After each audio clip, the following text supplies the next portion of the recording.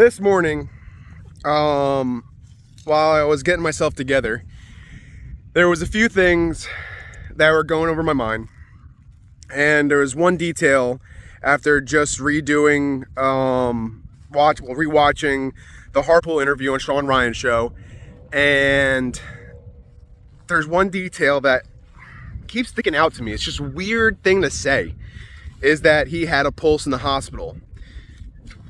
And I don't, if he had a carotid artery wound as bad as it looks, truly, the chances of him having a pulse in the hospital after that atrocious wound care and on their way to the car, the chances of him, absolutely not. But in light of the information that Candace has just put out a couple of days ago, with a source saying that Harpole might have been in Watuka, and Erica possibly being the female, there's a chance, with what Baron Coleman has theorized following after, that the cause of death possibly being electrocution, ungrounding the mic. Now, if that's the true cause, and that wound was not as such, is it possible? Yes. Now, with Erica following the day after, all of a sudden now saying stop, it raises enough question that I think one of two things can only be true.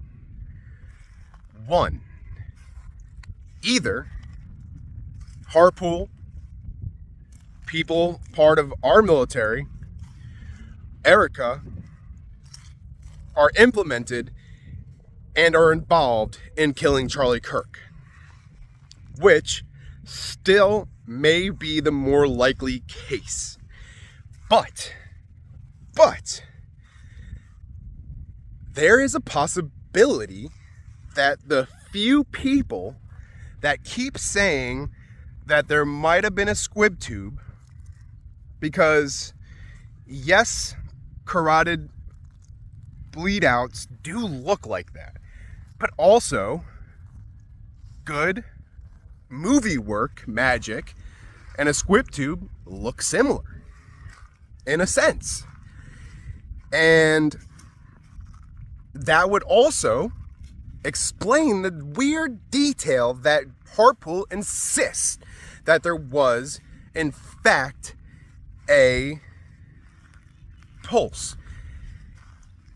So the one or two things is either they're implemented and they are involved in killing him in this giant conspiracy, or, hear me out, if there is a case that he's still alive and that they were doing this to save his actual life and to fake his assassination, is it possible that the meeting did take place? Erica is involved in some sort, but they were faking it to save his life because the foreign entities that want to kill him said, handle it or we will. And in order to save his life, they staged an assassination. Now, I'm not saying this is the case, and it very well might not be. And I've always was told by my father to hope for the best and expect the worst. And right now we are expecting the worst, especially with all the evidence and the information that we keep uncovering, and the lies and the cover-ups, and no sort of transparency, which I would understand if that second case in the very far-fetched scenario is the case.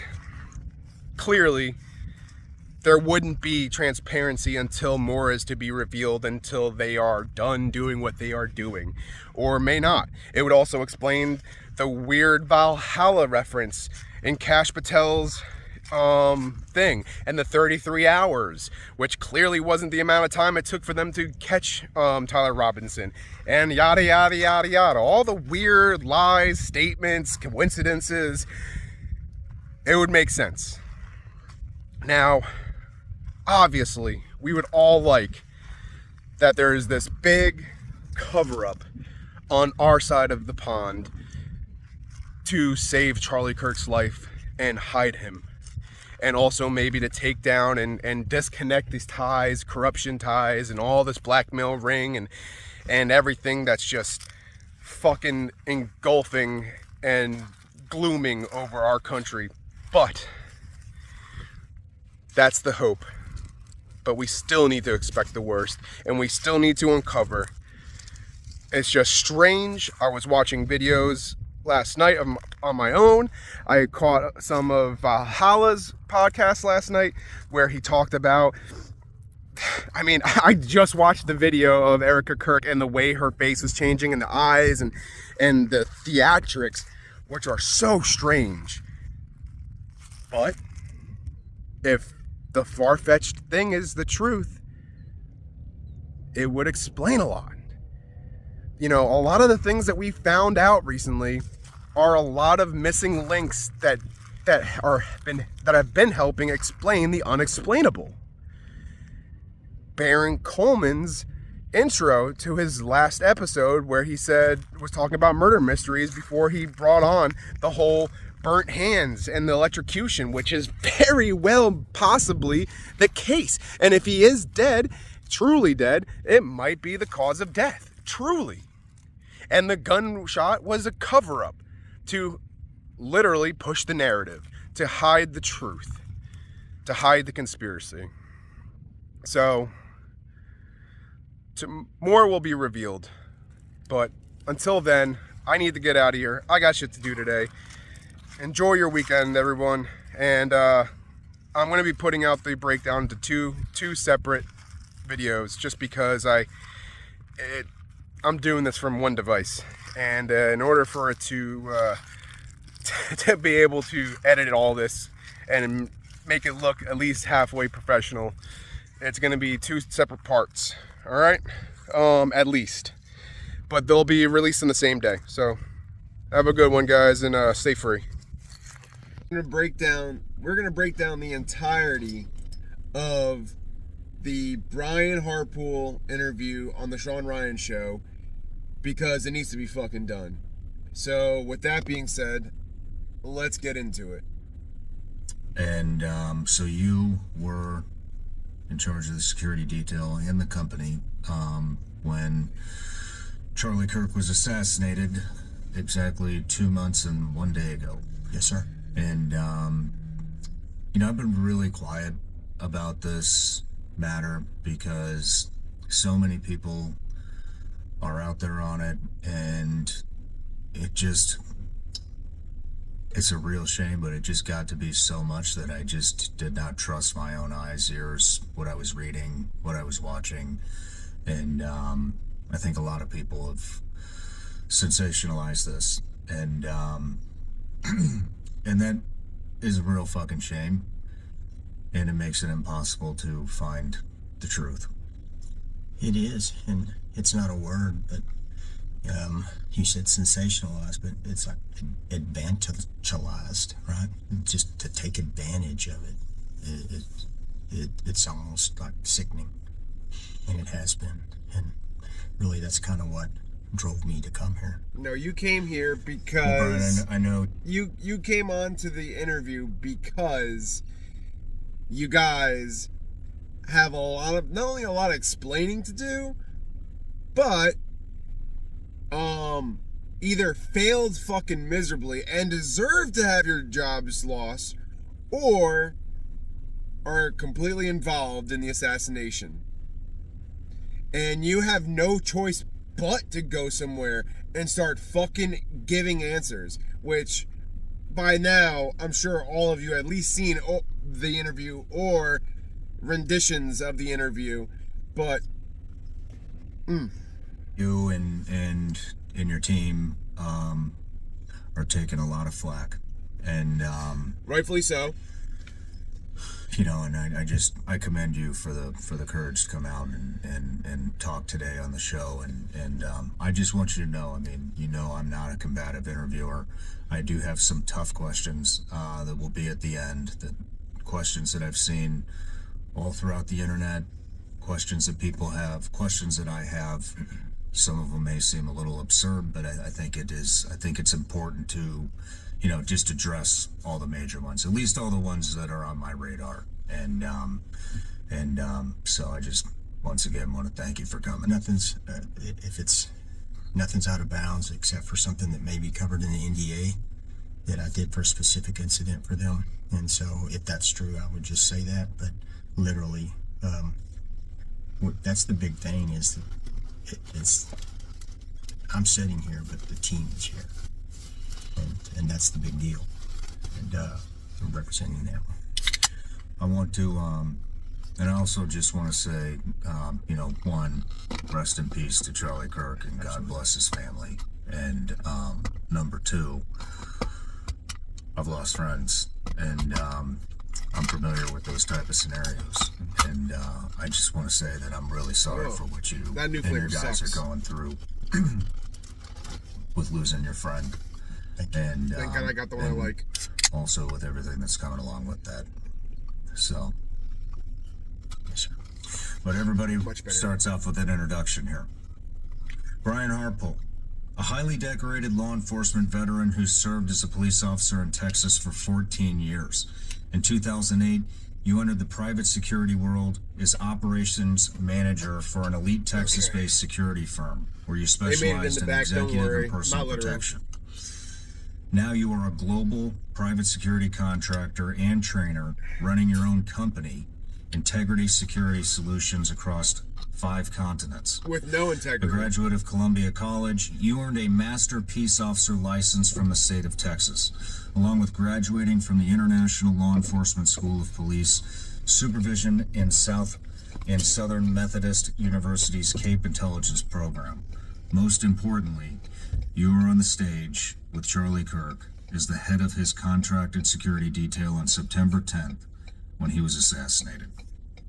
It's been 2 months since this tragedy, and there are a lot of unanswered questions, and people are starving for some answers. I know a lot of people are going to be very interested in what you have to say today, but you know, I just kind of want to give it to you right now, but it's telling. Give you the lies are telling on why you've decided to come out. You hit it. It's there's so much out there, and there's so much out there that's not true. And like what you're about to say. Talking to your staff earlier, I'm older, right? And I have guys on my team that are our team that are younger. And if the truth doesn't get out there, it could hurt their, 20 more years of work. It should. It's not fair. It should. And these are stellar individuals. Yeah. These guys are stellar. And if they're, let me pause it there. We've worked with. If their goal was to have Charlie Kirk killed, yeah, they did a fucking good job. Not at hiding it, if that's the case, and they're involved. not a good job. Not to mention with the new information about allegedly you meeting with lieutenant colonels, the day before the assassination. So, go ahead. Just about every agency and police department across the nation, and I apologize if I'm yelling into the camera. FBI, Secret Service, and I've got guys will come up to me and say, "Where did you get your guys? Where did you get these people?" And that's a good the question. only response I've ever been able to make sense is I just tell them, and I prayed them in, and they came in, and our selection process is unique, unparalleled. We'll get into that. Yeah, and so I like that cross on your jacket. I thought it would be good to start this episode with a prayer. Absolutely. You okay with that? That's what we all should do. All right. Yeah. It's going to be super simple here.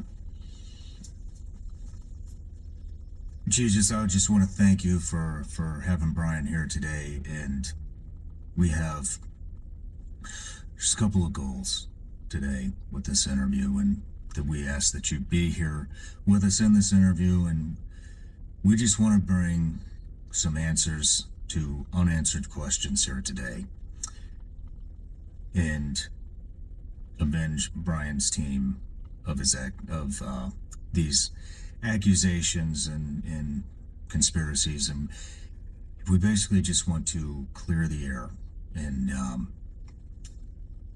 get rid of the confusion, and we hope this helps. And we also just want to pray for Charlie and his family, and we hope that this rise in political violence comes to an end. Yeah. Real fast. Yeah. Amen. Amen. Thank you. My pleasure. I believe in that. Power of prayer is unbelievable. Me too. I've received prayers from people from all over the world and text, and I would tell them they're heard and felt, and they are. Good, man. Yeah. Well, we got a couple of things to get through. Man, this seems like...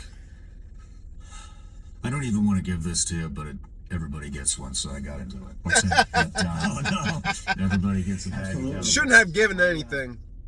But well said, Shawn. Was looking forward to it. Shouldn't have given something, but one, my fiance loves this type of candy, and so I'll definitely share it with her. Right. And they're known for that, and so I appreciate it. Thank you very much. You're welcome. You're welcome. And I have a Patreon account. It's a subscription account. They've been with me since the very beginning when I started this in the attic of my house, and it's turned into one hell of a community. And so one thing I do is I just offer them the opportunity to ask every guest a question. And so this is from Amber. What is your favorite memory with Charlie? It's odd. It was recently, I believe it or not, and it kind of made me feel like I was just hanging out with him instead of working. I want you to listen to this. We were in Japan, and we had finished.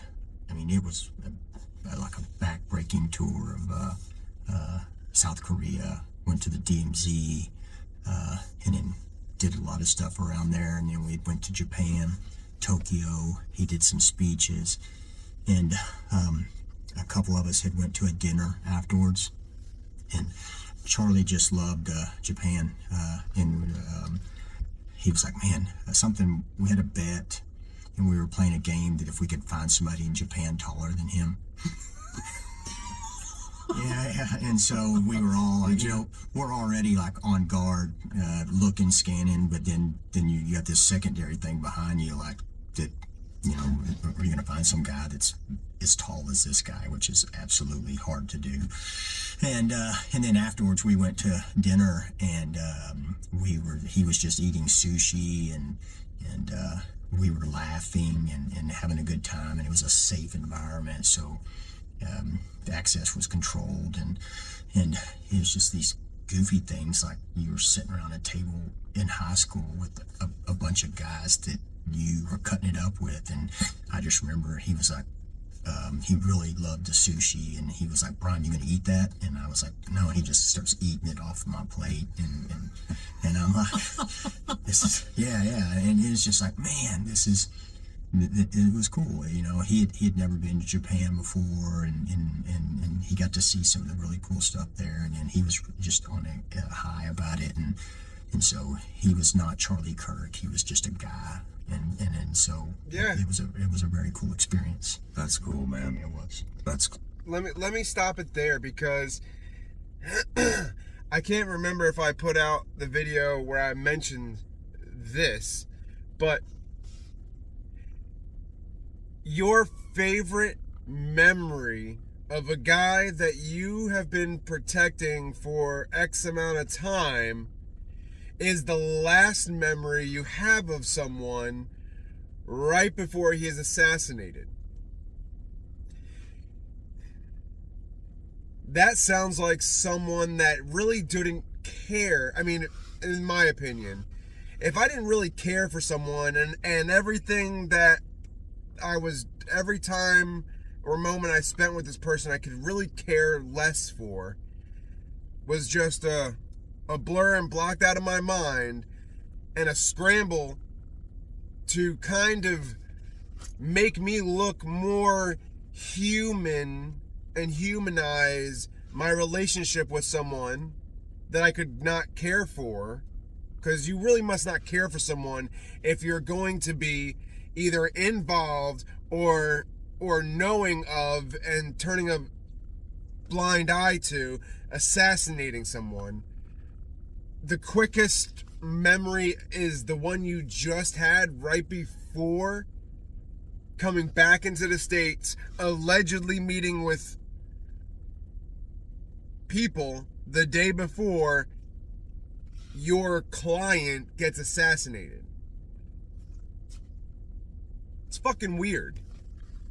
But go on. Well, Brian, like I said in the interview, I want to really clear the air with a lot of things, and it's going to be some uncomfortable questions.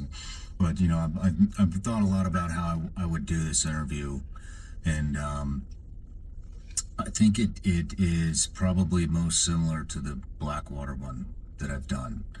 And so one of the things, you know, I'd like to talk a little bit about your background, your company, the training that's involved in your company, and then we'll get into some actions on and stuff. But, you know, I mean, this is just so wild. I mean, we have heard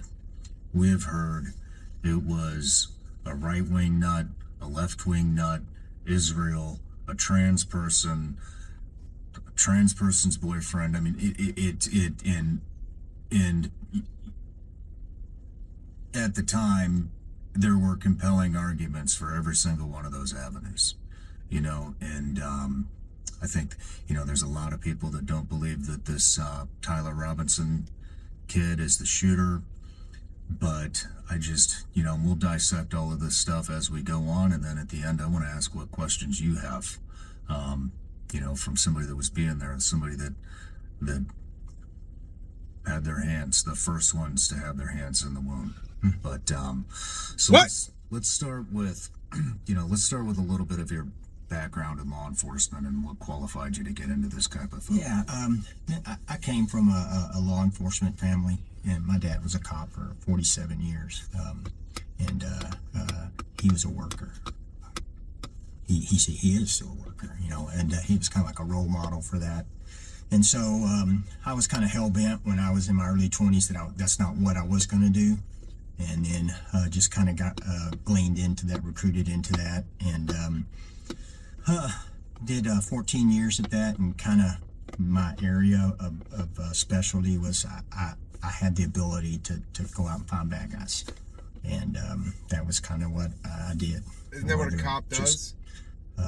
You know, seeing the physiological movements of people in crowds or even in cars and the way they walk. And so you notice it, you recognize it, and how you can look at the way they act when they see you, or they're trying not for you to see them. And so you can couple that and use that to make contact, conversation with people, and you find a lot of bad guys. And so I kind of specialized in that, and then also if you're a police officer, you should be finding bad guys. And so I had some really great mentors. Like I said, my dad, a guy named Jerry Benham, Bill Wayburn, Keith Lane, just phenomenal mentors in law enforcement that just kind of took me under their wing and or slapped me when I needed it, and we all need it sometimes. Have you ever exchanged gunfire? I've been shot at, and then shot guys with a lot of the times with non-lethal shotgun rounds. You have, so you know what it's like to be shot at. Sure.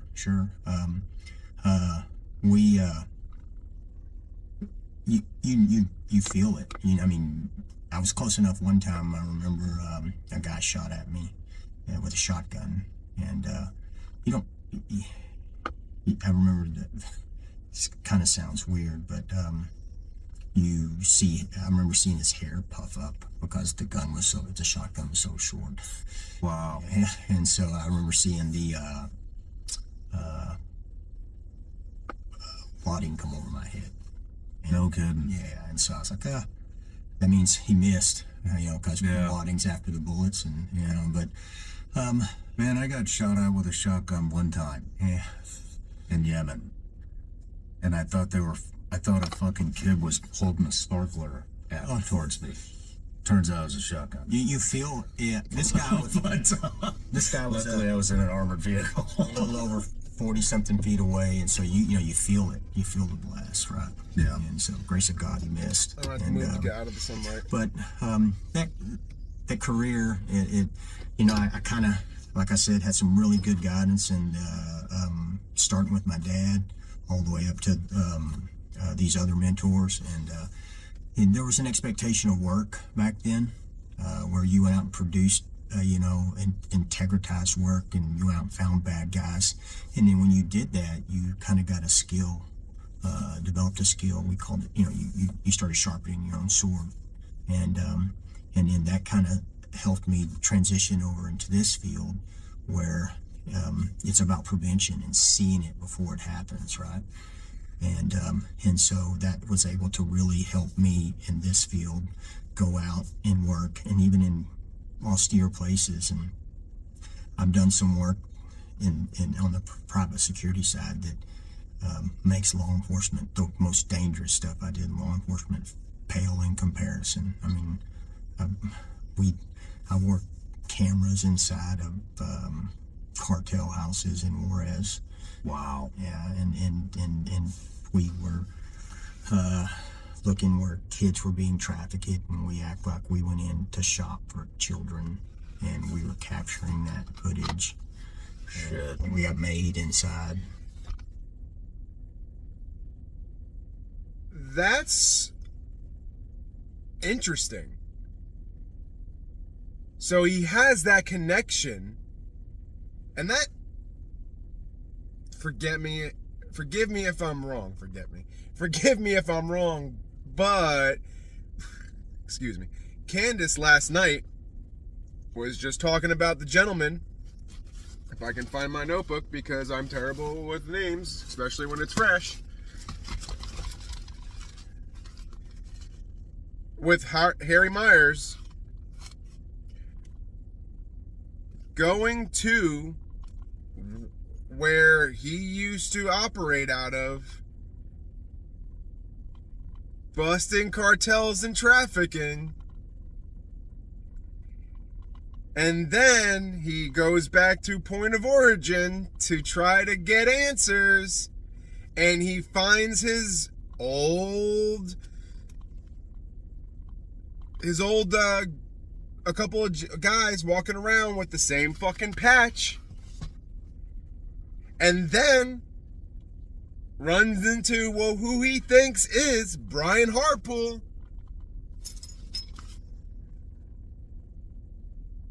More connections. Let's continue. And then That was as a civilian? yeah. Wow. And then I did same deal. What, can I hear more about that? Sure. You were on a civilian contract to go into cartel homes? Well, it was an NGO based out of Dallas that specializes in helping people that are trafficked, and we were in El Paso working during the surge of people coming. Let me get rid of that phone call. Document that. And I was providing security for the people that were reporting it. And then I don't know how they came on the intel, but inside of Mexico, Juarez, there was a hotel again that they found out that where the kids get warehoused. And so they were like, this would be great footage. And I was like, this is horrible, And so we ended up going over and posed as shoppers, basically. And the guy gave us a tour, and we went into this room that was about 50 feet long, but only probably 10 feet wide. And you can tell, like, And it was just bad. And these guys were, I guess that's where you go in and shop. I don't know, but nobody was in there. There weren't any children in there at the time. And then we went back downstairs and we're in the lobby and kind of talking to the guy behind the desk. And you can tell he's like the I guess the front for it. And I saw a guy look through the window from outside, and with his head, he counted us like that. And then he picked up the phone and he said that into the phone. And I told him, hey man, we just got made. Shit. So we ended up going out of Juarez at a secondary exfil location, and we ended up having to go out in New Mexico instead of Texas. And so just got some great footage, but then we did other ones where I went to Piedras Negras and wore a camera and showed how people would come back across and, I don't want to say be harassed, but be screened. You have to pay a fee to leave Mexico, and then you get checked when you come to the border, the middle of it, and then you get interdicted. Why were you there? What did you do? What did you eat? And then, so I'm getting interviewed, but at the same time, the camera crew was filming literally hundreds of people just walking across unabated. And so you got to see both of those at the same time. And, Wow. Yeah, and things like that. Really good missions in South Africa, doing things, same deal. And so yeah, there's good work to be done. So you got a lot of experience. I mean, experiences. I have got experience through experiences, you know, and so and I've had. It's really a gift, a luxury, and I'm happy to have it. How long have you had your company? We started Integrity 3 years ago, and we actually worked for another company prior to that with Charlie, and there was in 2022 is when we started it and started doing that. We worked for him for the other company prior to that, and there's some conjecture out there on the For Charlie? Yes, for Charlie and other accounts. How long have you been working for Charlie? Since I believe it's 18. Since 18? 18, yeah. So been 7 years. Almost 8 years, yeah. Wow. Yeah. So when you started the I think- company, did you take the I think someone should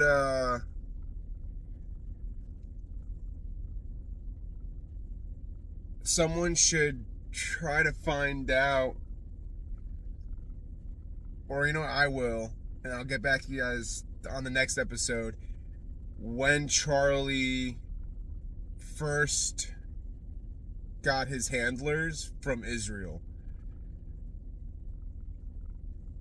I believe, and I'm saying this retrospectively, that from that moment onward, Charlie and I were assigned handlers. Okay, this is an expression that Kanye used to say, have a handler. I thought that he was just saying that. I thought that he was referring to just Hollywood. I now very much believe that I have had handlers since 2018, and that things were done intentionally to pull me and Charlie apart. Now, I'm going to tell you how I remember it in no particular order, okay? I tweeted back at Kanye and I said, please take a meeting with us. And before I could hear directly from Kanye's people, I heard from David Horowitz. You should also know that he is the father to Andreessen Horowitz, the one that Bibi Netanyahu is insisting should, or the stepfather to. He wants Andreessen Horowitz to be a part of this group that buys TikTok. TikTok, number one. And I hope it goes through because it can be consequential. At the time, Charlie and I, we were pro-Israel. That's, I think, kind of relevant. And we were just so amazed by the tweet that we thought all of these people, like this was just our moment, as in they really did just want to help. Another player in this was Rick Rubin. Yeah, the big music industry, Rick Rubin, also got into the mix and wanted to facilitate certain meetings. I took it, again, as a sign of help. And it feels like at every moment there were forces that were trying to tell us this is not allowed to happen. Someone, and I believe it was someone at BuzzFeed, cut a clip. Again, I was green, so I didn't understand why suddenly they were sharing a clip and they were saying that I was justifying Hitler, Adolf Hitler, killing Jews. It was heavy. It was it was so heavy. And I laugh in retrospect because I thought it was all real. I didn't realize this was a matrix of people who wanted to pull me and Charlie apart. That's what they wanted to do. They wanted to put pressure on him. And this amazing thing happened that despite this, that the hand that came out to me and offered me a job was PragerU. PragerU offered me a job. This is early 2019. And it was like, hey, like, we know that you don't believe these things. And at the time I thought they were just being friends. I don't know what to think anymore. Marissa Straight, the CEO, has never shied from telling people that she is, in the IDF. She worked intelligence in the IDF, right, in Israel. Almost the way it feels to me was like, we can save you, but here's what you have to do, was Marissa took me to the Simon Wiesenthal Center. And again, I was so grateful. I was like, who do I have to say sorry to so that they know that I don't hate Jews? This is what happened. I'm telling you, this is what happened in 2019. And there was like some chief rabbi looking character, and him and her spoke in Hebrew. I didn't understand a word of what was said in front of me. And then we left and everything was fine. My reputation was restored temporarily. Is it the original Detail that started in 2018? Pretty much the same guys. Yeah. You guys have been together for a long time. Yeah, we've added, obviously, and lost a few.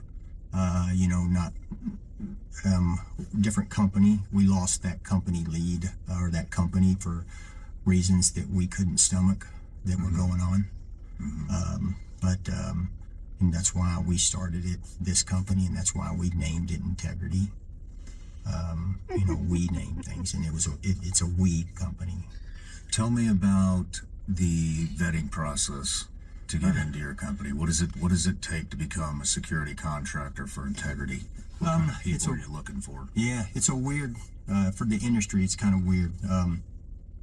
We have a group of guys that are either from the original, we call them the OG guys, and then we have the add-ons and that have come in, and so a guy that wants to come to work for us, he has to get sponsored in by one of those people that are already here. And so I'd like to come to work for you, and so somebody vouches for him, and then he comes to our training facility. And we train, if you're in town not working a detail, we train every Wednesday.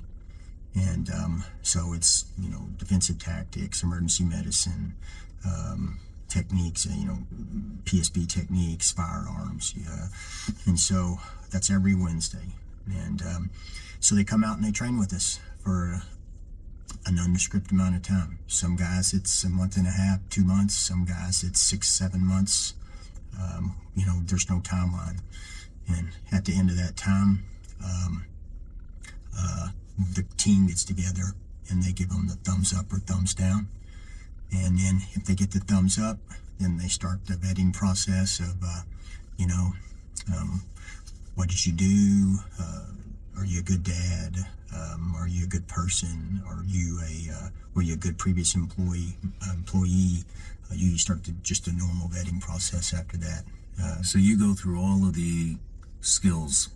It's not skills.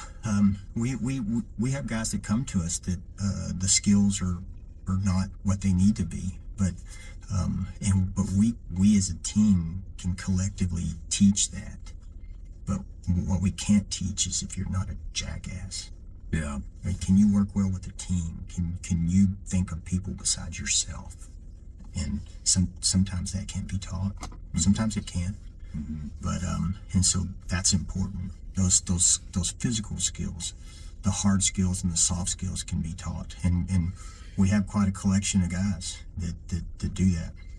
Man, we have some statements from your guys here, and I don't know if you want me to read any names, but I Well, they said they're fine with as long as just first names. Yeah. I mean, here's just Blake, combat proven Marine. Appears more talent than everyone else. I mean, you have SEALs, world-renowned jiu-jitsu people, 22 years on SWAT, professional athletes with tactical careers. I mean, 22 years as a Navy SEAL, Marine and 30-year cop and SWAT commander. I mean, these guys know what the fuck they're doing, and they're no stranger to dangerous work. No, and they come in with that, but we have a saying that says, because they come in with that kind of pedigree, and they're vouched in based on that a lot of the time.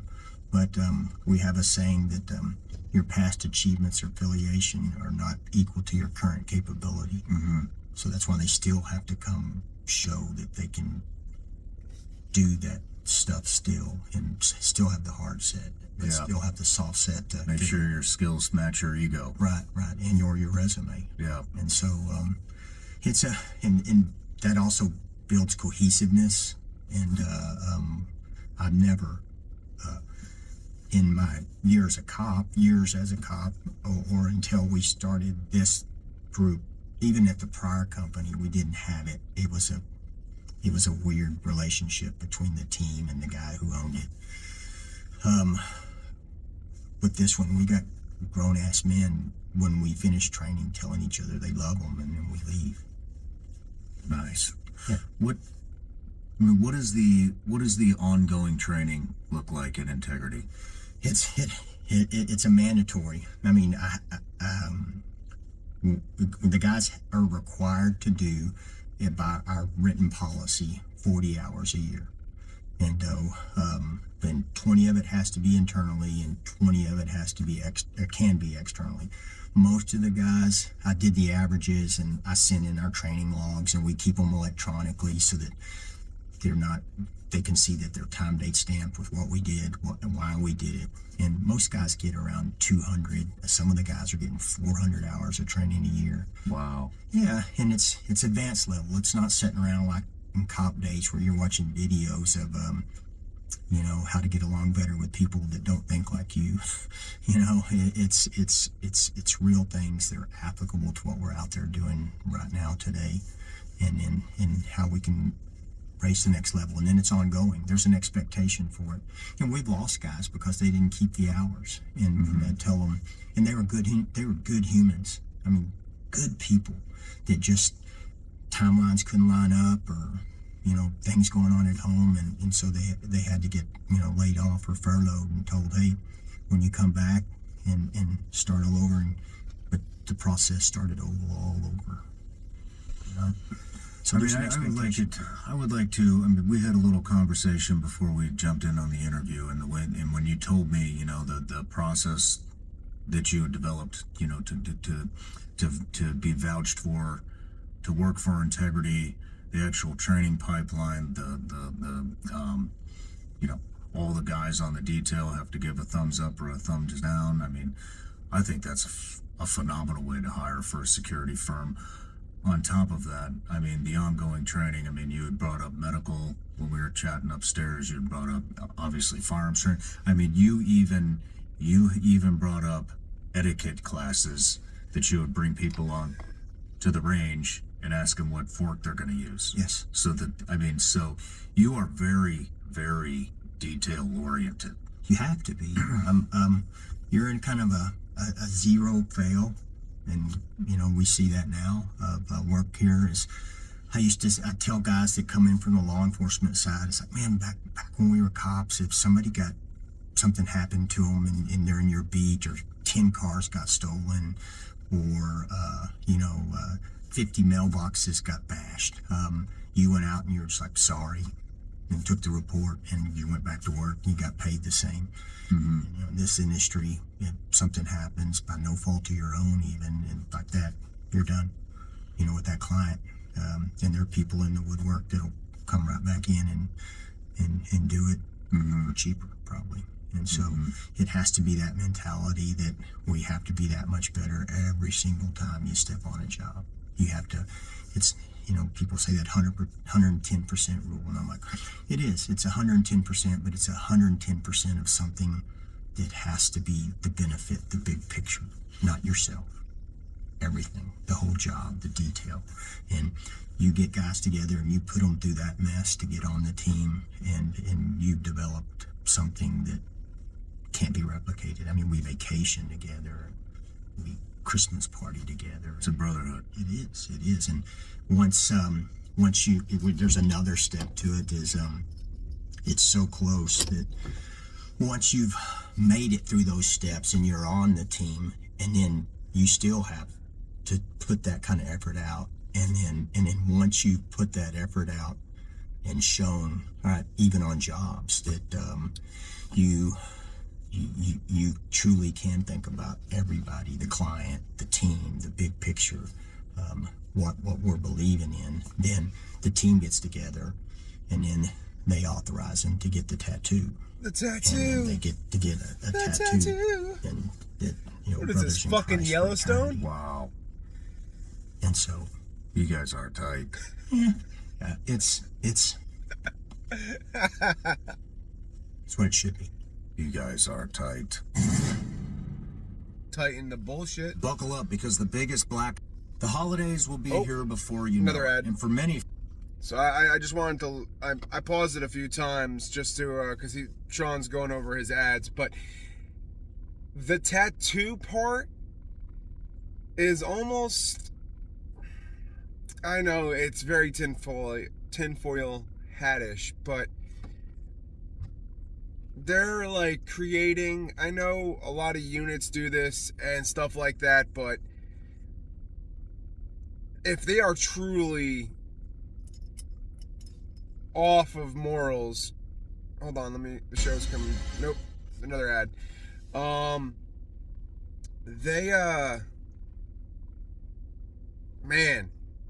Man, they're either posers and very incompetent, or they are very dedicated to doing all of that bullshit, man. I'm gonna pause it again while I wait for the show to come back in. All right, I think we're back. When you're screening your employees or the guys, I have to ask this question. I have to ask it, of course. Do any of your guys have any ties to any foreign intelligence agencies, more specifically Mossad?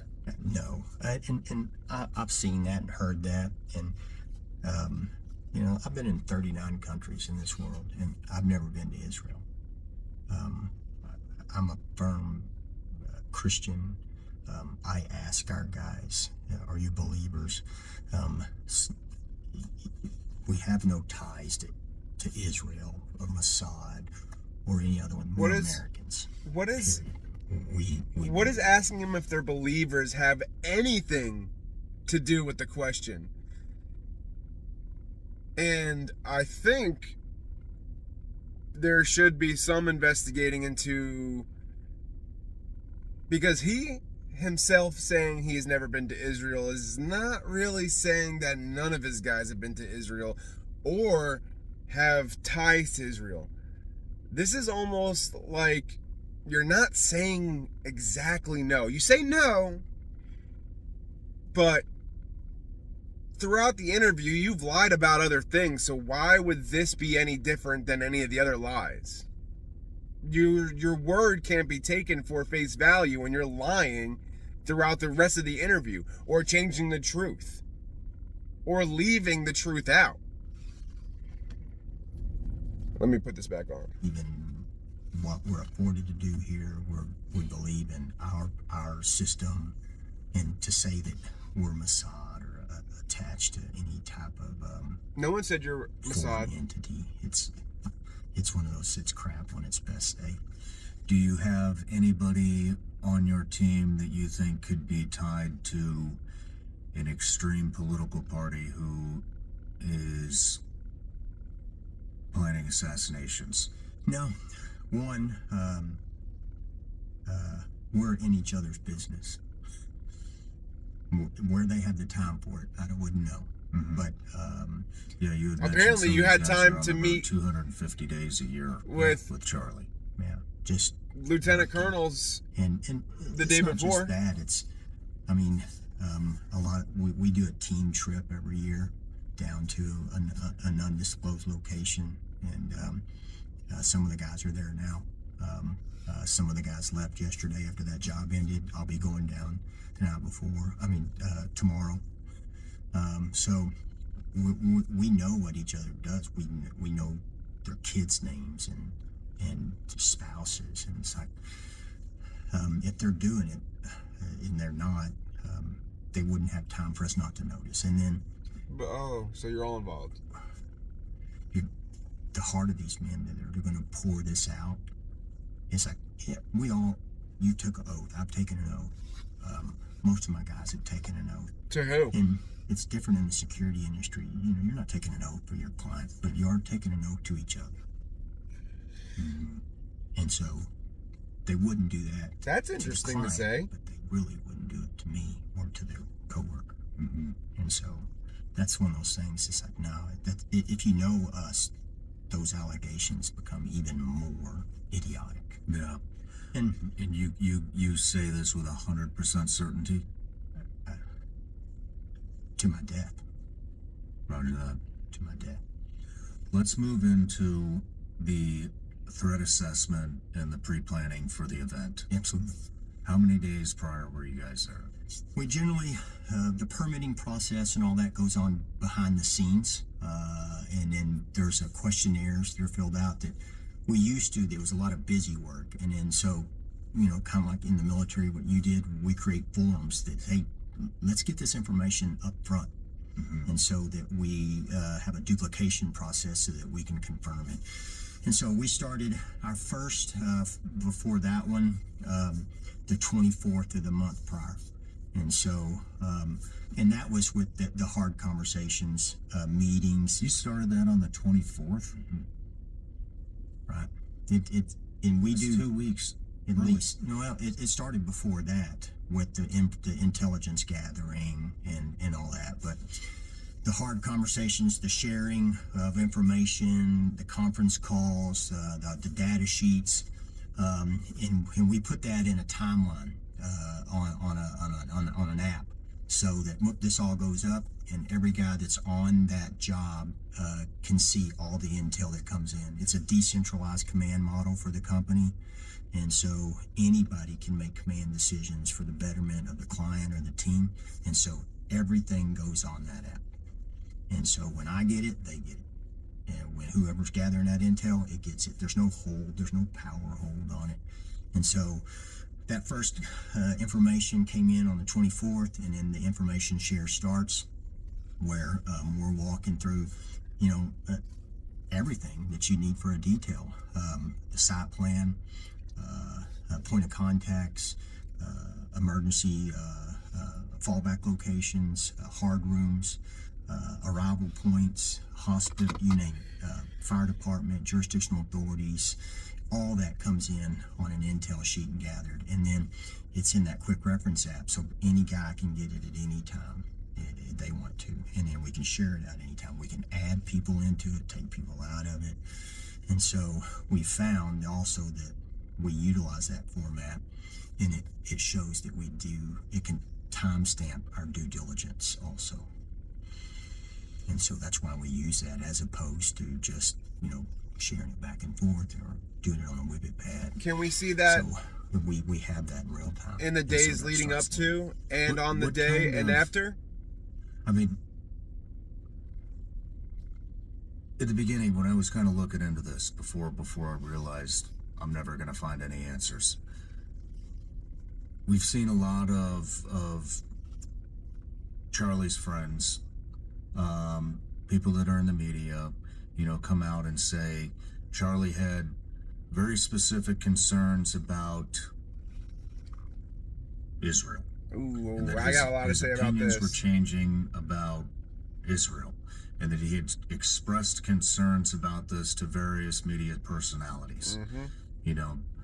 Dating back to 2003, I think I said. The company that's in charge of his security detail, and you are the head guy on his security detail. Were there any concerns about that, or any other organization, political party, foreign nation? Did he express any of those concerns to you? No, and Dan works for Turning Point as their security guy, and so Dan Not feeds anymore. that to us to our contracted security, which is Apparently. integrity. And so nothing had ever come now from Dan, from Charlie down to us about that. Now, at the same time, you got to look at the world we live in, and that's a reality. It's a reality that It's a reality. whether it be a hate group of any It's a type, reality could wanna because hurt it anybody. fucking happened.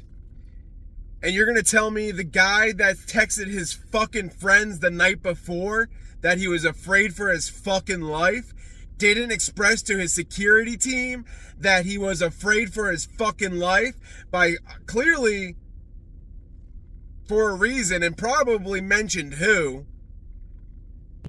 Can tell you 1000% that Andrew Colvett told me the night before Charlie was murdered that Charlie Kirk texted him and said, they are going to kill me. Andrew Colvett is the person who received a text message from Charlie Kirk saying they're going to kill me. And I'm not getting that third party. I got that directly from Andrew Colvett. He asked me to keep it off record, and I would have kept it off record if Erica did not imply that I lied, right? So, I mean, I'm not saying she is saying Candace is lying. I am saying that since I was the one who put it out there, she's implying that I'm lying and that that's not true. So we have a scenario here where either Andrew Colvett has told an explicit lie or Erica Kirk is telling an explicit lie. It's not up for me to determine who. I didn't receive that text message, but yeah. And I also was told by a person at Turning Point USA, who I'm not going to name because they are one of my sources, that Dan Flood received the same message. So there you go. I don't know. And if he didn't say it to you, it was probably because he thought you guys might have been involved. If that's the truth. That's my opinion. My opinion is if he didn't say it to you and you are telling the truth, it's because he was afraid that maybe you guys were involved, which you guys might have been. So, clearly, you're lying, or there's a reason why he didn't. But go on. Not necessarily Israel, but we look at mathematics too, and there's probabilities and possibilities, right? And I look at the probabilities. The possibilities are infinite, and the probabilities are that it's not. The probabilities are the people that want to hurt him or the people that they're screaming things at him in front of us half the time. But it wasn't. And so But we it have to wasn't. look at those probabilities and the mathematics. But it We look wasn't. at the possibilities too. And those possibilities, I'm sure, are out there, but we've never got any detail or intel to show that yeah, we should look into this deeper. I mean, it's just it Then is you guys very are shit if interesting that's the that truth, he was because that concerned. There's about evidence there.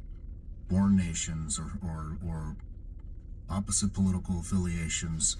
I mean, if he was that concerned, And I also want to say is if that's the case, that's a load of shit, because if the name of the shooter's being searched up in places like DC and Israel leading up to the assassination, clearly someone had an inkling. So why wouldn't they tell you? Go on. Oops. and I don't know why that wouldn't have been disseminated down to the security detail. I mean, I have a security detail, and if I feel that there is a threat, even if it's just a feeling, that's the first people that I tell is like security detail. We looked at, we look at all that, and you can go back and look at his speeches, and Charlie was an absolute supporter of Israel. Was. And then he would say, and they would ask him why, and so we're in those things, and we're listening, but at the same time you're looking, but you hear these things and you hear them over, and I can remember him saying, he was a supporter of it because one, a nation should be able to defend itself after they've been attacked.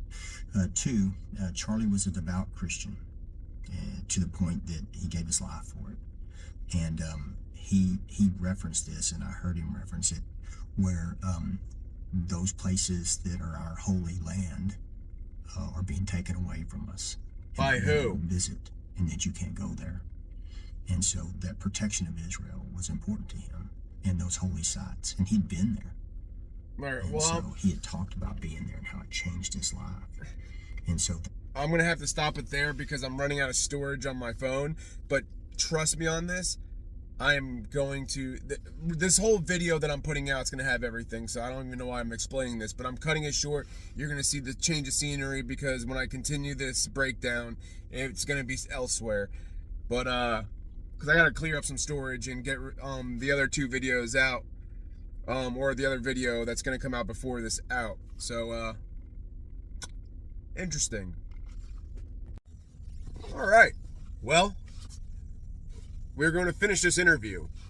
I wanted to start with some of the connections I was making last night while watching Baron Coleman after watching Candace Owens. And when I watched Candace Owens, what I was thinking, I didn't want to say yet. But then I watched Baron Coleman. And he was connecting the dots that I just connected.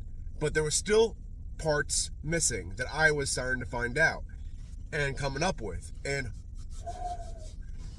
I've never done a super chat before.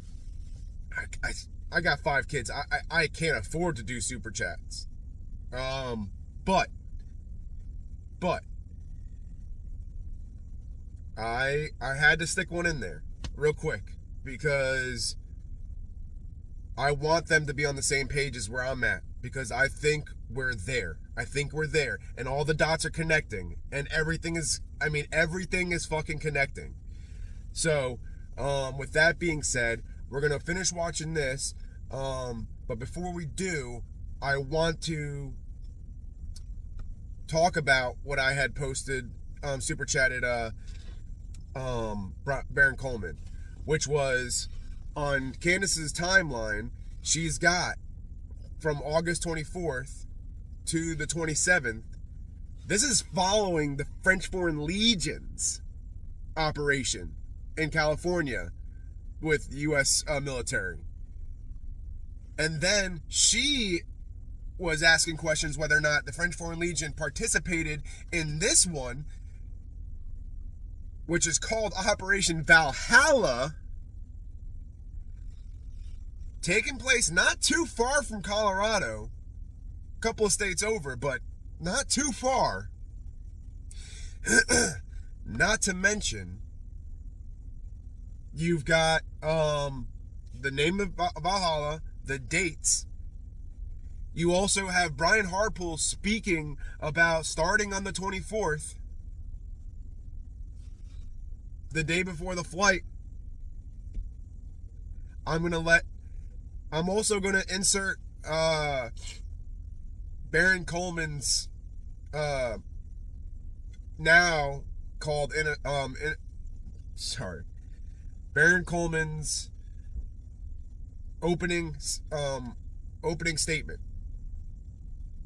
because he is connecting the dots. So I don't have to beat the dead horse. I want my sources to tell you straight up, and then I will connect them as well. But we're gonna continue this video. Like I said, I'm out and about, so I gotta beware of my surroundings. But here we go. He had talked about being there and how it changed his life. And so that's why those sites in that area was important for him to protect. Now,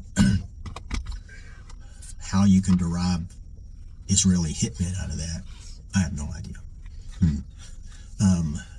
But we have never received anything from the FBI, which they were pretty good about sharing information, Secret Service, because of the Charlie Circle. And we had never received anything from anybody that was credible, that was saying that groups of that entity was a threat to him. We received other threats all the time.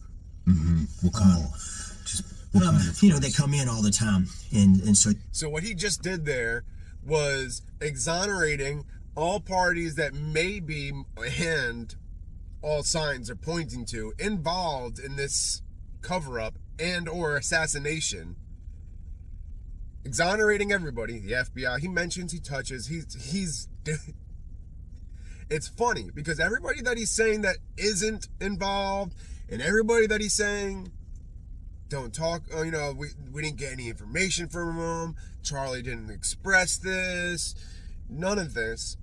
He's literally discrediting all of the facts to put in the narrative. He's about to put in the narrative.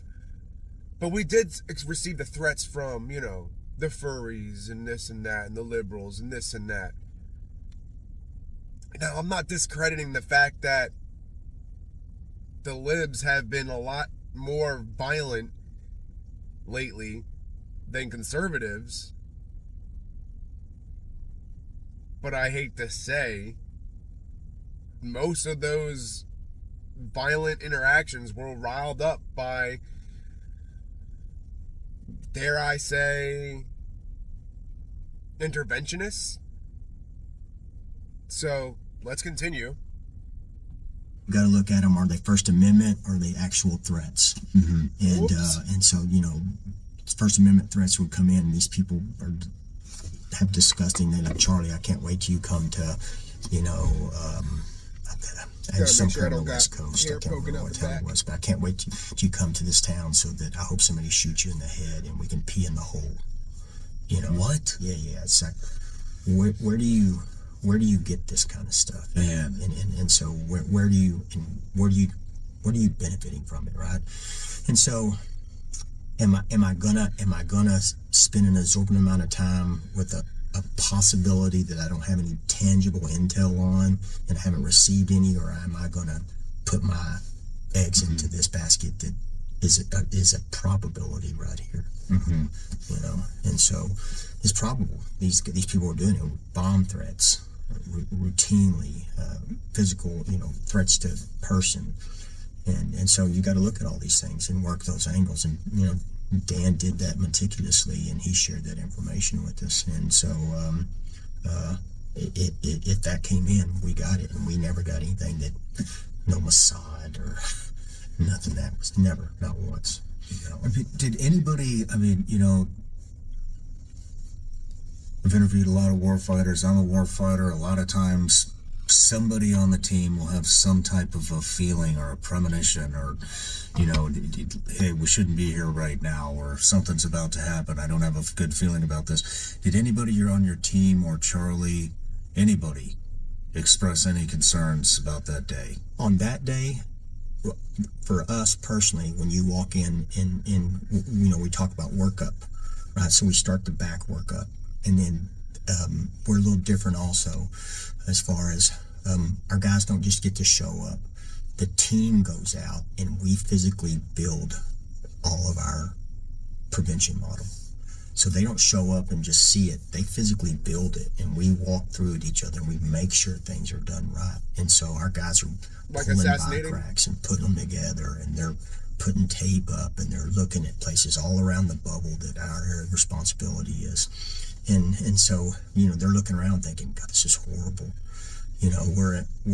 It's a beautiful amphitheater there at UVU, but, you're a tactician. If you're somewhere and you're covered from an elevated position from 180 degrees, it's horrible. And that's where we were. But that's come out. It's like, why would they have it there? It's just ignorance. It's just. Why would they have it there? Why would they have it there? It's almost like it was randomly thrown in at the last minute. Why would they have it there? Tell us, Brian. Apparently you were a part of some sort of big meeting the day before. Apparently you were prepping with your team simultaneously as Operation Valhalla. I'll see you in Valhalla. Tell us, Brian. Why was this thrown last minute? It is fish in a barrel. Almost like to avoid failure. It had to happen. Security failed. And I'm like, well, one, that's where they told us we had to have it. We weren't optioned out anywhere else. Who told you that? There's a permit you have to get. And the told school you says, that? nope, this is where you have to have it. We don't get to argue with them. We don't get to say, no, but that's it. You do. This is where you put. You do. This is where you have You to say, be. get And me then out of here, Secondarily, or Charlie I and won't do it. It wasn't ticketing. You didn't have gates. Regular people showed up, and we had spoke to him about it before. And it's like, man, this is getting dangerous, And his response was, I know. And so it's like, but if you ticket it and you make people jump through hoops to come in or pay or go through magnetometers, and then the people with opposing views don't show up, and then there's no conversation. And when there's no conversation, Or patsies. there's more division. And his goal was to have less division through conversation. And so the easiest way to get that was to open it up. And that's not the first. UVU was an open air, but we did San Francisco where we had a street takeover and people trying to climb over fences, and our primary and secondary exfil got compromised, and so it was bad. Wow. And so we've had New Mexico where we had no law enforcement assistance, and that went not last year before, and we ended up physically just fighting our way out of there.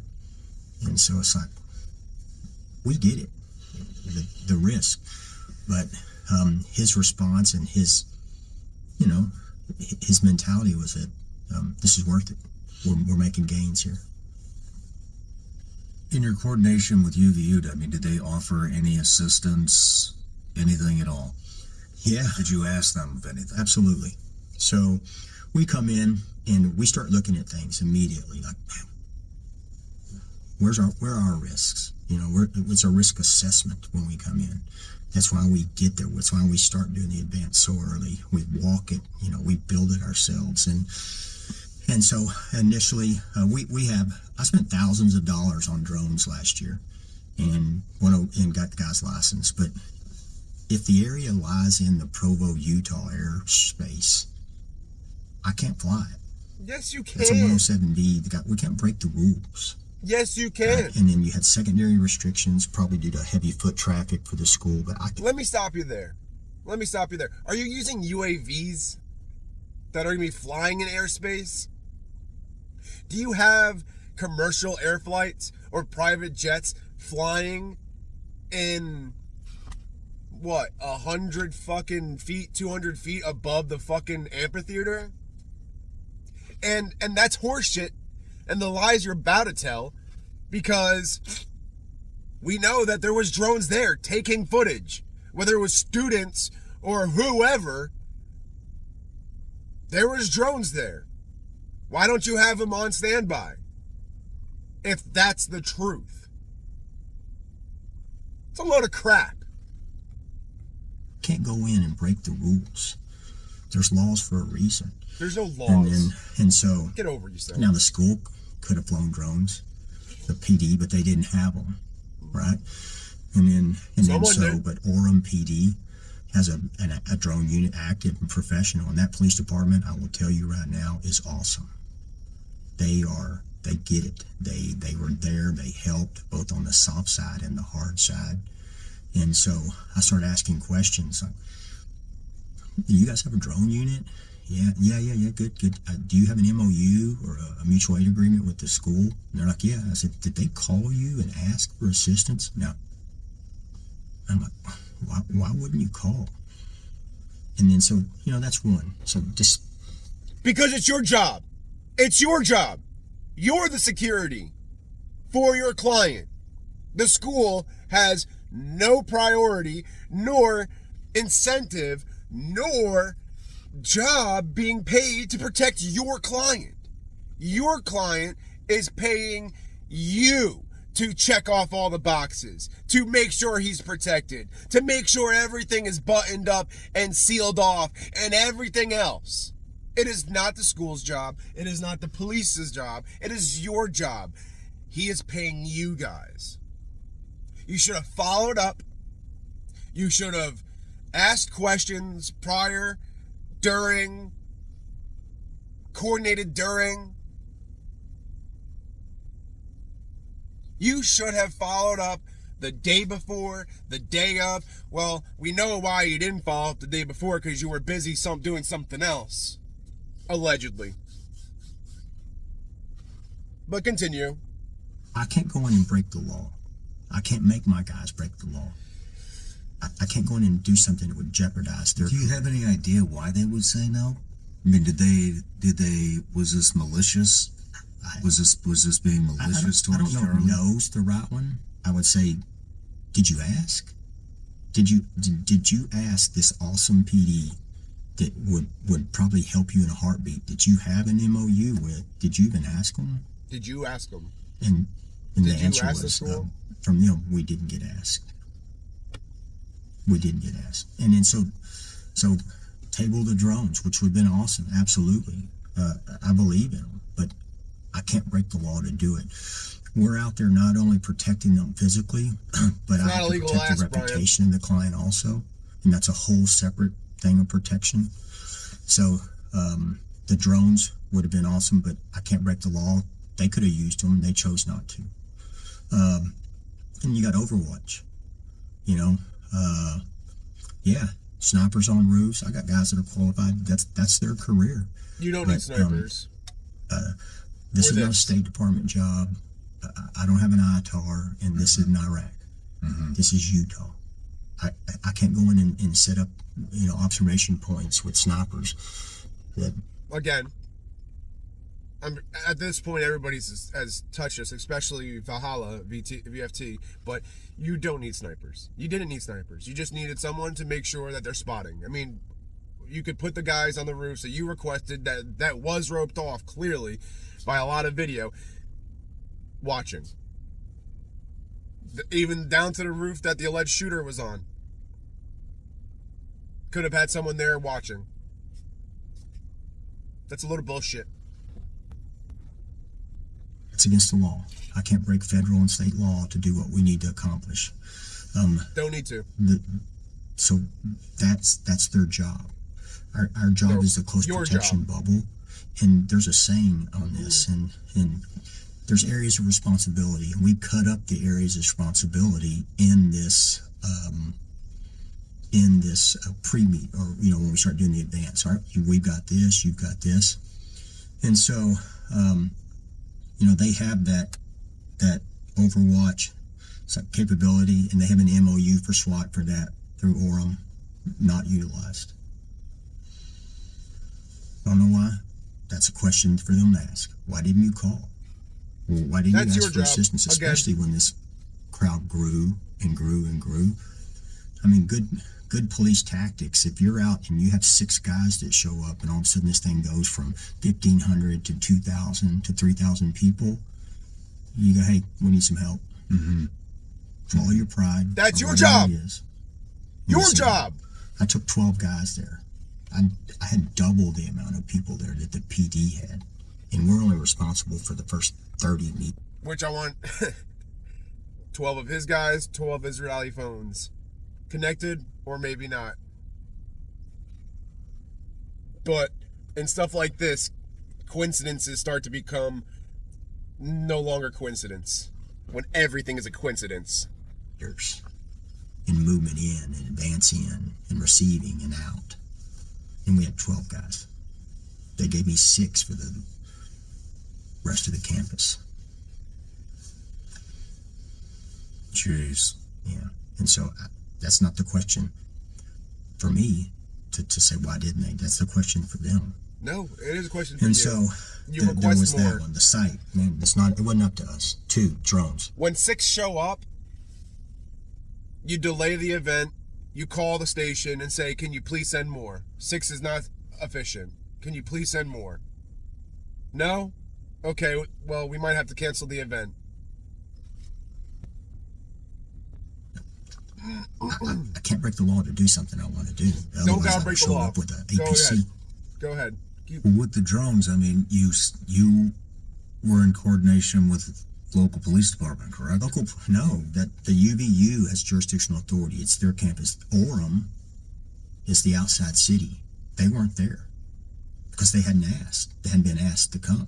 By you. We can't ask them to come. I can't call Orland PD and say, hey, man, send me 10 guys. Yes, you I can. can't do that. I don't have Yes, the you authority to can. do that. Or the budget. And then, but the city, I mean, the school has an MOU or mutual aid agreement. Hang on, with them. people. You gotta bear with me. I thought I had it on silent. Apparently I don't. Come on. It is on silent. That's weird. Okay. Why not just call them and say, hey, can you guys send us 10 guys over here for Overwatch? All that. And I say that only because we had previously talked about areas of responsibility. Mm-hmm. And in the areas of responsibility, and I had and our guys all have not only an area of responsibility, but there's a job in a job. So you have your area and you have a job for that area, but then you also know the guy's area and job next to you in case he goes down or something, you have to backfill him. And then we have the bubble around the protectee. And mathematically, 2,000 people are in front of you. Where's mathematically the threat coming from? The front. Right. And so we're looking for walk-ups, people walk up, setting down a package, walking away, displaying a firearm, everything from throwing balloons full of piss to muriatic acid. We've had all kind of stuff thrown on us over the years. And so there's a reason why those things are set up that way, and there's a reason why those guys that day were set up around there. Every guy has a job. Every guy has a detail. Every guy knows the guy's job next to him. And so we have that set. And then other people have areas of responsibility.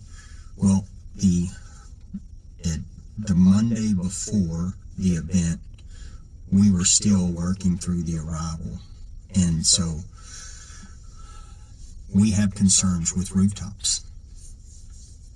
We got a location that we're not keen with.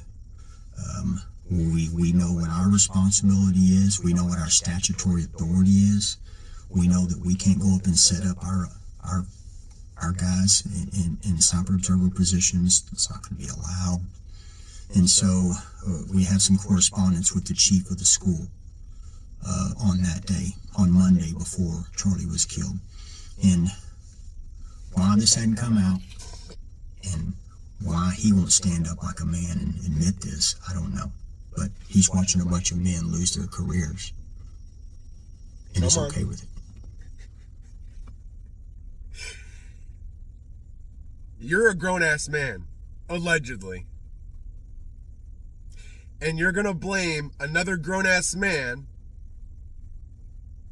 for either the shortcomings of you and your team or possibly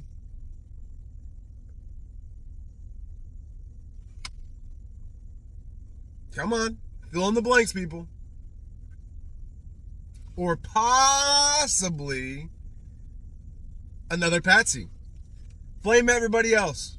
Everybody's fighting. Everybody's looking elsewhere.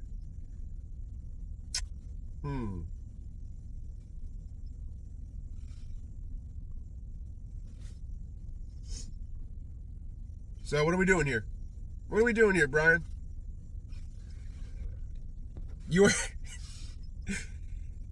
If you guys were truly not involved, which it's looking more and more less likely, or you, let alone, if not your team,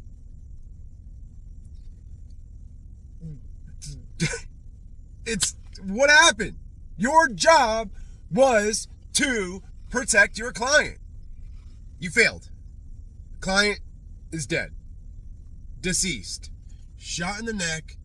Dead. So, how is it a grown man, which in your text message that you're about to supply, reveal that he said, I got you covered, because the spot you guys were requesting was the roof above and behind either restricted access, which there was, and or access for him to put someone there or you to put someone there. Come on. Come on.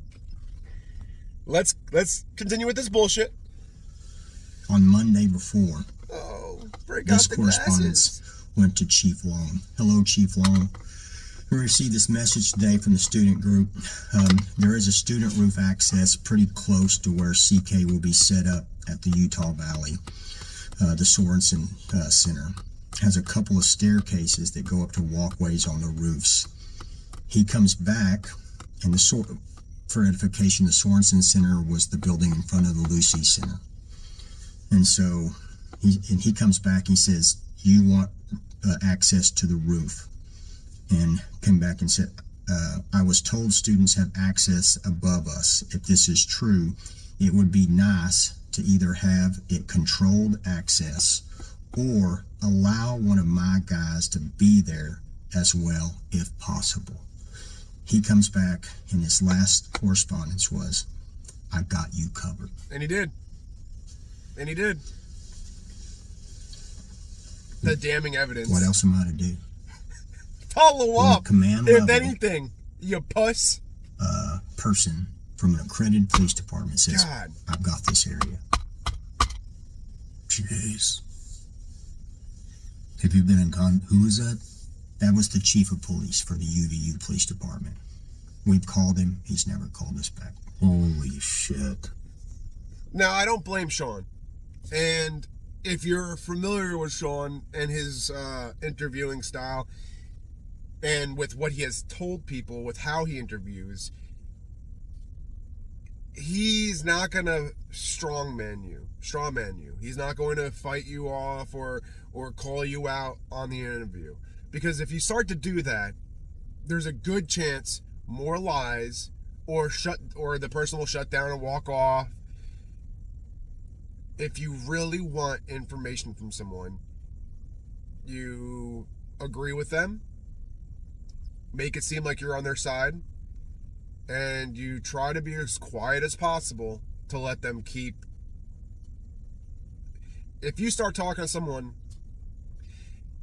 and you're trying to get information out of them, the more you talk, the less they're going to. You insert a little here and there, you stay quiet. When that awkward silence starts to come back in after they have said something, they'll start to talk more because it feels awkward. But you as the interviewer have the control or self-control to allow them to keep digging and digging and digging. So I don't blame Shawn. The only thing that's bothered me about Shawn, not about Shawn, that I mean, I also haven't watched anything that he's put out since this interview, so I could be wrong. But I haven't seen or heard anything about his opinions on it. But also, he doesn't really put his opinions out there. His job is to interview and let the people put what they're about to say out there. So, to be determined. But I don't disbelieve that he is still on our side. So let's continue with this interview. Does he have a name? Chief Long. Chief Long. And I didn't know if it said deputy in that or not, because in the correspondence or in his stuff on the website it says Deputy Chief Long, but we just called him Chief Long. So it's like, yeah, I got guys that are 10 times more qualified than what he could have produced for us probably. So literally all they had to do is post anybody. I would hope if so. that's stairwell. Stairwell? I would hope so, because you're supposed to be a private contracting security group, and he is campus PD. Campus PD, I don't know if you've ever been to a campus before, but campus PD is typically not top notch. there's a pecking order. And campus PD is above mall cop, below local PD. Maybe even below state park rangers. So, go ahead. Or put a drone up, or let us. let you do your job. Or let us. You know, we. I really we, hope I don't we, get in trouble for we- cigarettes. Our team is I'm built. new to this, so. Would it be okay if we put that screenshot of that text Absolutely. up for everybody to see? Absolutely. So they know I'll it's post real? it on there. Absolutely. I'll post And do it a on there. FOIA for his phone. That's a good idea. Do a FOIA. Do a FOIA for his phone. And, There's a lot of have those FOIAs that records put should out be so elsewhere. everybody can see them. We Do a could care FOIA for less. the communications for days leading up to it. Not his fault. Do it. How about And let's the truth's like a lie. You said it. can we get a FOIA on your phone records of where you've been from when you got back from Asia leading up to? Can we get that for you? Come on. I mean, if we're doing it, might as well, right? Free and it'll fight for itself. One of my favorite sayings. Last question before we take a break. I just want to ask, were you understaffed or I mean, was anybody sick? Did you have what you needed? Yeah, we usually have Is been. this the same as every other event? Same? No, we upped it. Yeah, You upped it. yeah, we upped it. We usually would run 8 to 9, depending on how many movements and how much movement inside, and so based on no articulable threat, but just the current world situation prior to that day, we upped the manpower to 12, and then we had actually a 13 there that came in the dry party, and so but yeah, we upped it based on nothing, because it's like, all right, that we're in a kind of a place where we don't want to be. We're expecting a big crowd. It's the first one. We don't want to get behind the 8 ball. We, in security industry, it's a prevention industry, not a response industry. It is a response industry, but it should be a prevention industry. So we're there in the prevention model.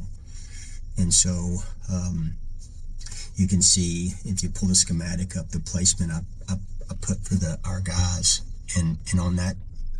It's almost like the true statements that he is saying are hiding the reality behind it, because a assassination that involves the magnitude of people involved does take a lot of planning, a lot of preventing of things going wrong. The patsy, the gun, the narrative you're going to spin, what's gonna really take place, making sure nothing is out of place to make sure everything happens the way you need it to happen. So there's some truth, just not the full truth. Hey, thank goodness we had them, because where the tent was that Charlie was under, there's a giant walkway above him. And when we were doing the walk that morning, one of the things that didn't come out in our advance was there was giant rocks that they use for architectural design all around there. And so we're seeing these rocks on the ground, and it's like, oh, people can come by and pick up these rocks and then throw them down on us and throw them down on Charlie. And so we did a temporary criminal trespass zone right above him on that bridge walkway, so that people couldn't come in it and throw rocks down on him. And so, Which I love that he mentions that, because that is the area that is roped off. That is the area that, if I were reading the text messages from Chief Long's perspective, that's what I would have taken it as. Because you said above Charlie. That is the section above Charlie. That was the section that was restricted. but the problem is that we had to get PD units in here to take that area of responsibility. And we told them, hey, just like out there, we need you here to have oversight coverage because, one, it's a tape line. It's not a hard, wall or anything. And so you need statutory authority under Utah law to say, hey, you can't come in or you can be arrested. And so the PD came and did that. And then we had one, Scott, that did a hellacious job on making sure they stayed there and did their job. And so, thank goodness we brought extra people. Mm-hmm. And so we upped our manpower for that one. Due diligence was done. We had, it's weird in the security industry. I get calls all the time, and they're like, hey, we want to run a security detail, and we want, 10 guys that are former SEALs and operators and SWAT guys, and we want up-armoreds and this and this. And then I'm like, all right, here's what it's going to cost. And they'll call back, all right, we want one guy and a Toyota Sienna, and so it's budget's a factor. Yeah. And we eat a lot of money every year based on, hey, last minute non-approval of people, but let's bring them in just to save our asses. Mm-hmm. And that's a regular thing. And so we had people for our assignment, and our assignment and our people's assignment was carried out meticulously. I mean, you had Dan next to Charlie, and Dan's only job is exfil. And you can see when Charlie got shot, within 2 seconds, Dan had his hands on him to push him down to the ground. And then within... Dan also was doing some arm signals.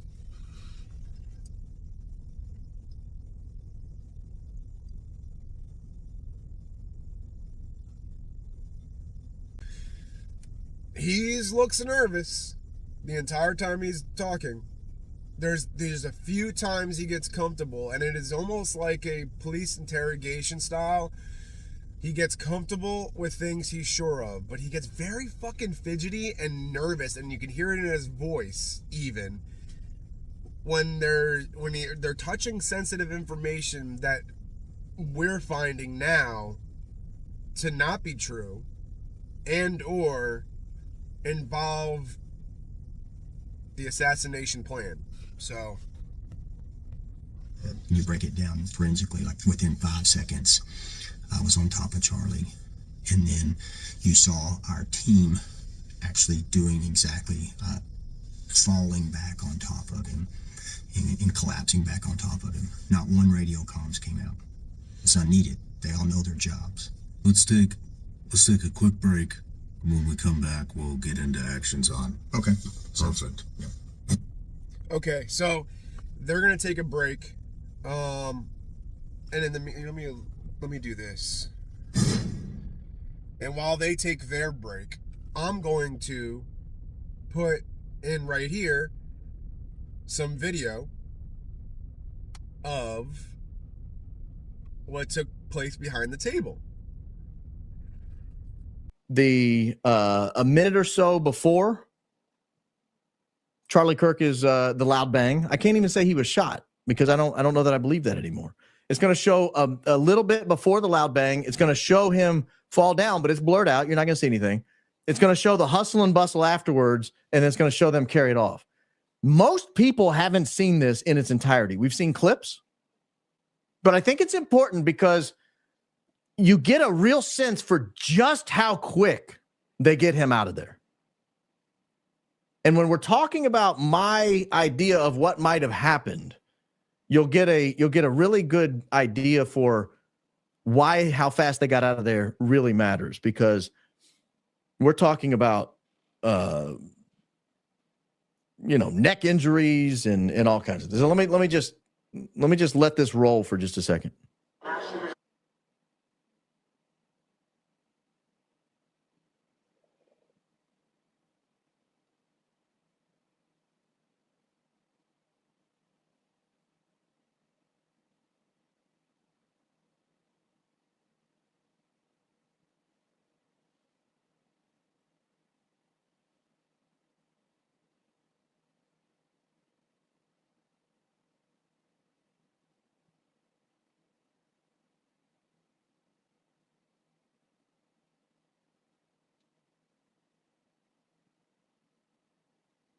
And they're taking them wide away right there. So as of this point, there's no there's no life-saving measures being taken place, right?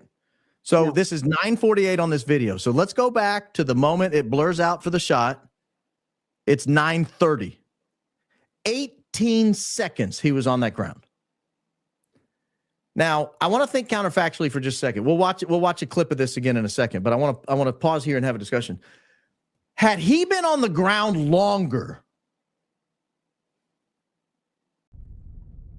and with you seeing that,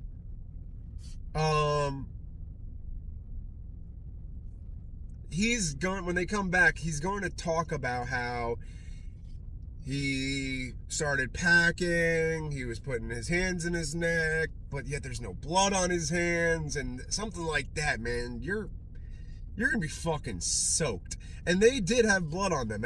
When the video from them carrying him over to the car,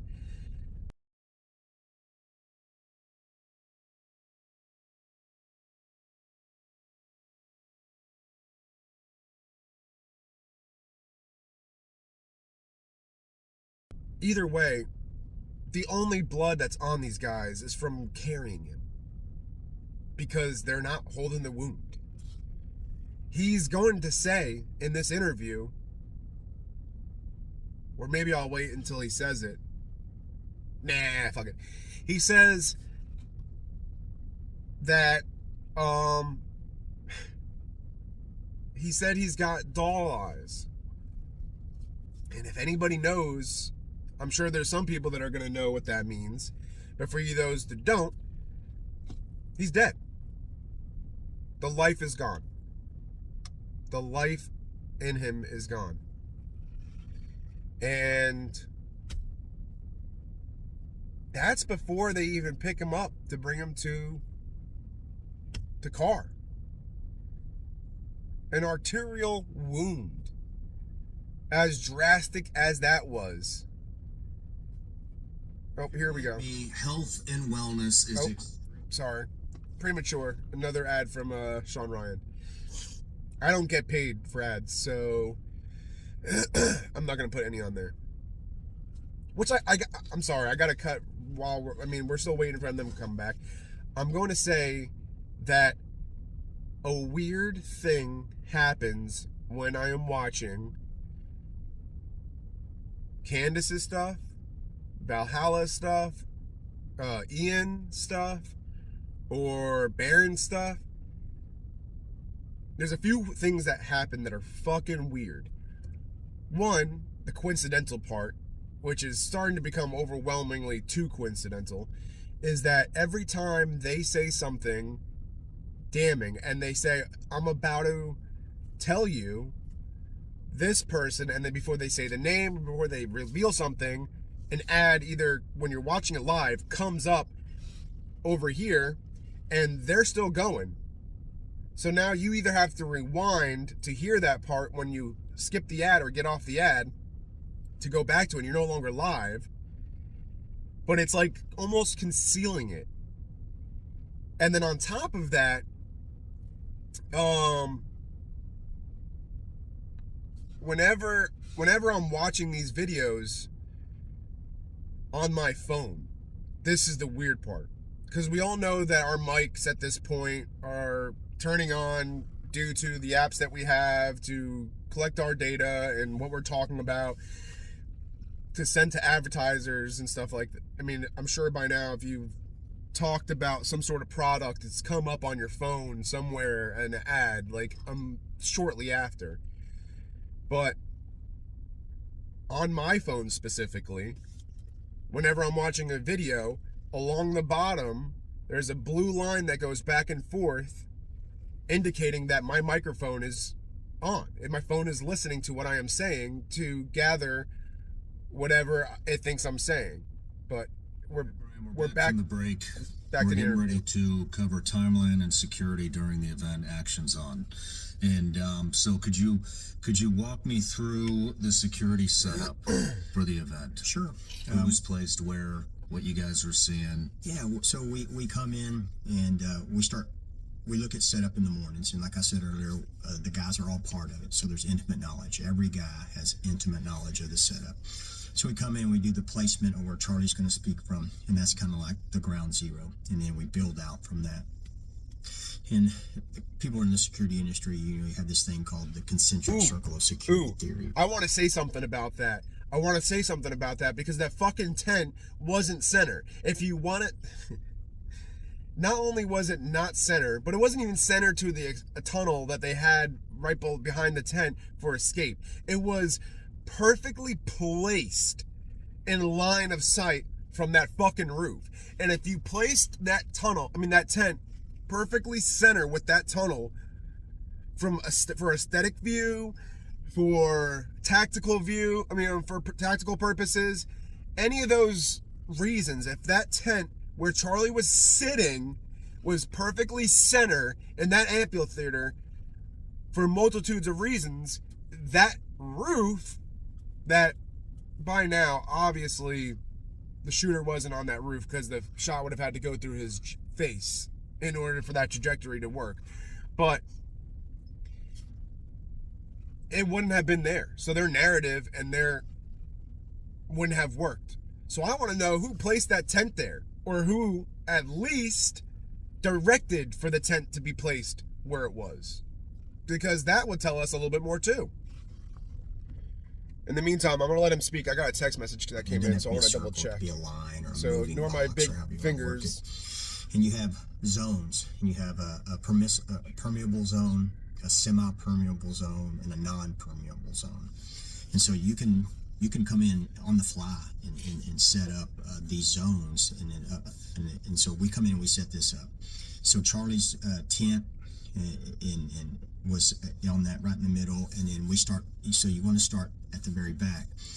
And so we started with a non-permeable zone, but it was one of those ones where it's mainly visual, and it's just tape across this arrival section. And all it is caution tape, but it's just to keep good people good. That's it, and we know that. And so, so that's just to let people, the foot traffic out, that we know people won't come in there, so that if somebody's doing something bad, they stick out. Mm-hmm. And then inside that zone, we place our vehicles, and you can kind of see it on the aerial, or you can see it when you see the footage. We put those vehicles behind Charlie's where he's speaking for a reason that day. It's called CPTED, Crime Prevention Through Environmental Design. A worry was that somebody would come down that same driveway and just run him over from the back, or run people over. So you stack those vehicles so that the vehicles are being used kind of like big HESCOs or something. Barricades. Yeah, barricades. And so that people can't get to them that way. And then we start, then technically that's, semi-permeable. We still cover it. It's like, hey, people could walk through there, but they have to be knowns. And then we went with hard bike racks. So hard bike racks then that come all the way across the back, and they're linked together, and so those bike racks keep people from coming in and out unless they're vetted, and that's where you would start the non-permeable zone. And then we put a guy there, and he physically is there to watch that. And his job, that's his area of responsibility, is he's back cover. He's making sure people aren't coming up from behind us. He's making sure that the right people can come in and out. They don't have to be back there. And we're not talking about a large area. We're talking an area that was maybe 100 feet across, maybe more. And then there was also a police officer back there. We didn't request him to be there, but he showed up. And so we're like, hey, might as well utilize you. And so he just held the position on the far left side. And then you got where the tent is. And then that's kind of where it gets into the meat and potatoes of it, because number one rule of protection detail work is evade and escape. It is. If we can evade or escape any threat without having to confront it, it's a win. Mm-hmm. I told you that time about getting shot at with a shotgun. I was pissed because I didn't get to shoot the guy back. And went back to the PD, and I'm throwing shit and whatever. And my sergeant said, hey, man, you won. You didn't get shot at, or you didn't get shot. He's in jail. You won. Well, that's kind of the way you have to look at that stuff in protection work. It's like, hey, let's evade and escape. And so things are set up that way. And so you have where Charlie sits, and then you have a guy right next to him, and that person's solely responsible for, in times of need, pushing him, moving him, getting him out of that line of fire, or those actions, escape and evade, throwing him into that exfil vehicle that's parked right behind where we're at. And then you'll see we ran two double barricades. And those barricades are presidential style barricades. They're hooked in, the same kind you see the Secret Service use. And so we have an outer layer. And that first layer is just let everybody know, hey, you can't cross this. And they're physically, keeps them from pushing over them. And if somebody comes over the top of them, you can see it just from the mere elevation change. And then we create a secondary row of them with a gap in the middle of it. And that gap in the middle, though we didn't like it, he liked that because that was able to show, hey, there's nothing between us, right? There's nothing between us. Let's carry out this conversation. But, so I have two guys that are at that gap. When they come up, and one of them's a measure of a man who has physical capabilities that are incredible. And then the one on the right side is a jiu-jitsu guy, a world-renowned professor. And so their job is if somebody tries to press through that gap or get close to him, then they're going to hold them up. And then just off their flanks are two other guys, and Blake and Blake. And those guys' sole job is to control access into that alley. And also, if somebody tries to breach the integrity of those two guys, they're there to apply violence so that they can hold that and we won't weaken our stance. So those jobs are a response to apply violence on those people that are trying to weaken our stance. And then they're also access control into that little alley we've created. That alley creates a secondary gap, but it also allows us to vet people, make sure, you can't bring packages in, no water bottles, check for protrusions, all that. And so when they come through there, and they're the gatekeeper there, right? So on that one side, he comes in, he makes sure, and then they come down, he passes off to the next guy, and he comes up to the microphone and speaks. And then when he's done, he goes out the other side. And that guy makes sure he moves on. And then the guy, Blake, on the other side, makes sure he goes all the way out. And so they have, those guys are dual rolled, where they're there. If these guys have problems, they're going in to apply violence so that we don't lose any integrity of our protection, so we can facilitate escape. And then they're also gatekeepers. Mm-hmm. And then you get deeper in the crowd, and there's the guys that what they're looking for is walk-ups. The guys that are walking up close. They're in the crowd. They're in the crowd. They're working. Plain clothes. Yeah, they're plain clothes. They're working in the crowd. And Rick's over there. Rick's job is to watch what's going on here, and in turn and apply and look at the line. And you look for things like military age males that aren't having social contact with other people, right? So they're. I have to say something about this, because if this is the truth, what about the gentleman that was asking the question when he got shot, practicing his Home Alone face, surprised, horrified face prior to coming up?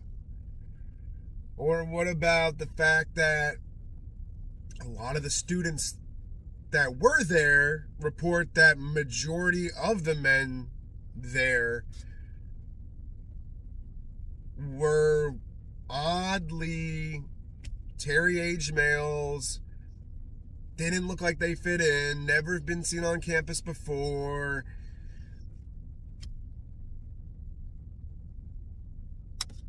Unless you guys knew that they were going to be there. Continue. There, but there's no looking around. There's no talking. They got prey gaze on the guy who's talking. No blinking. So there's a hard prey gaze, no blinking. Or when you get closer, it's excessive blinking. And so that's a good tell right there of a pre-incident indicator of violence. These guys are out there doing that. All of them are doing it in real time. And so, and you're looking for that. And how many of those guys over there? We have. I've been Been a lot of situations. And fights. No obsessive blinking. Go ahead. In that, so far, we've gone through 1, 2, 3, 4, 5, 6. 6. All right, and then we got those guys out in the crowd. We got Scott working it over on the flank to make sure people from above are not throwing rocks down on people. Chris is over there with them. You got Justin and Alex holding that hard line. You got response to violence guys right here. You got intel gather, a guy out here, and making sure there's no walk-ups and or people that would walk up and physically want to apply violence in close proximity. And then you start getting, we had to rotate some guys because we had people coming in and exactly doing that. Started pushing up signs, started chanting, started creating distraction and making problems. So we pushed a couple guys over just to keep an eye on that. And those guys are doing direct reporting. So they're the ones that are saying, hey, it's 14 of them, or they're just doing signs, and so they're giving us real intel in real time. And these are also the guys that they're working the outfield, and these guys are they're out there for a reason. These are seasoned guys, these 30-year cops that have shown, and not cops that are just in there checking boxes. These are guys that went to work every day, and they're like, my job's to catch bad guys. How do you catch bad guys? By doing work. They're work Or being the bad guys. And so that's why I put them out there, because they know how to go out and find work. They're not going to wait for work to come to them, because it's too late then. An example of that was before it's even over with, before it even started, we put those guys out in the crowd, and they're walking around, presence patrol, gathering information, and we saw some guys that were standing up in one, not in the Sorensen Center in Lucy, but another area, and it was a guy that was in his 40s that looked like he obviously wasn't a student, or was too old to be a student. He had a backpack, no socialization, wasn't talking to other people, and so we went up and did contact and conversation. Hey, Hal, what's going on? What brought you here today? And then we did that several times, and then we turned all that information over to the FBI. Is that the guy that was? Is this the guy that stood up? Okay, we'll get to that. We'll get to that. And so those guys are in real time out in the crowd, because that's our area of responsibility, reporting real time intel to us. So you got. If I had a schematic of the venue right now, which we'll put one up. You have this entire venue broken into zones. Areas you of have responsibility. people scanning. Different people scanning. Every zone's covered from scanning. Not only do you not just have scanning, you also have actual plainclothes security professionals within the crowd. We're all dressed like we're just wearing regular clothes. We're not wearing suits and Yeah, I guess I meant detached from the detail. Right. Nobody really knows that they're in the security. they look it. They're not. Yeah. They all have the look, right? Mm-hmm. But they're not college kids. Yeah. They're all tasked with an active responsibility for that area of responsibility, and then they overlap. Mm-hmm. So those areas of responsibility overlap. They don't go 200 meters out, because there's a saying that in these guys, I always talk to them about it. We train to it. Is you have your area of responsibility, but if you're looking out all over this, you're not going to see anything. You got to look at less so you can see more. Mm-hmm. And so you pare down what you're looking at, and you pare down through that area of responsibility so you can see the things that are going on. And once that's cleared, you move to the next one. But if you're just looking out at the mountainside, all you're going to see is the mountainside. And the rooftops were supposed to be covered from the police drones. PD said, I've got you covered. I've got you covered. Mm-hmm. And so that zone was dropped. Yes. Yeah. And so that's the assignment of our team. Mm-hmm. Personal security detail is just that, personal. Our mathematics are there's 3,000 people within 50 meters, right? And so we're working that, and then and then you have that, but then you also have the guys that are inside that bubble. And then I'm off to the right of it. In my area right there is command control. It's, hey, man, we're looking a little weak over here, or a guy's reporting in, I need assistance over here, or hey, can you see this? I can't see that. And so we're working in real time on comms for that. And or helping fill in a spot. Somebody gets out of hand. I don't run over and jump on Blake and help Blake, because I know Blake's a big boy and he can handle himself. I go back, fill in where Blake just left, so that we're not leaving something open to go address a threat. You know, and so unless it's something catastrophic, obviously, and then you saw in the video where something catastrophic happens, there's no chatter needed, there's no talk to be needed. Every guy's done that. We practice that. And there was a radio personality, I won't even say his name because he's not worth it, but he came out and he's like, look at this, these guys are like a football team. You can tell they were zipping and zapping. You can tell they rehearsed this. You can tell they were staged. This was staged. And I'm like, they didn't even hesitate. And he's sitting there just cracking us because our guys didn't run around like with chickens with their head cut off. Mm-hmm. And I was like, yeah, we practice that. How it's supposed to be. It's how that when we train,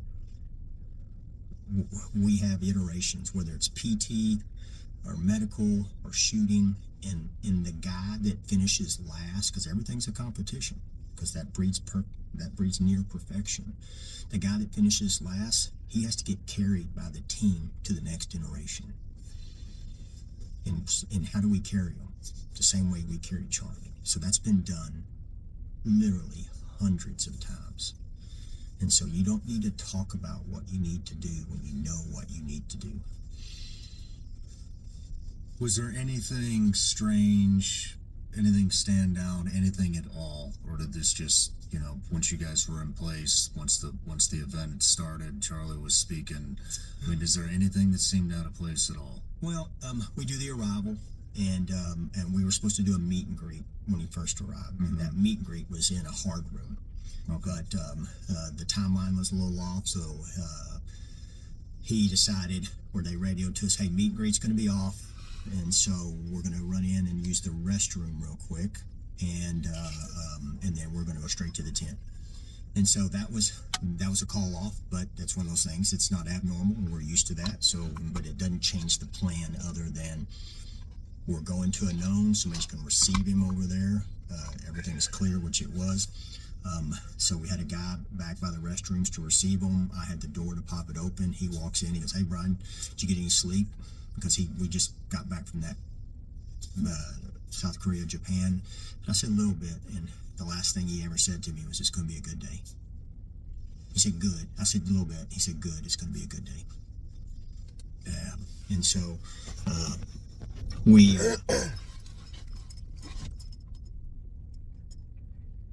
Charlie says it's going to be a good day, and you respond a little bit?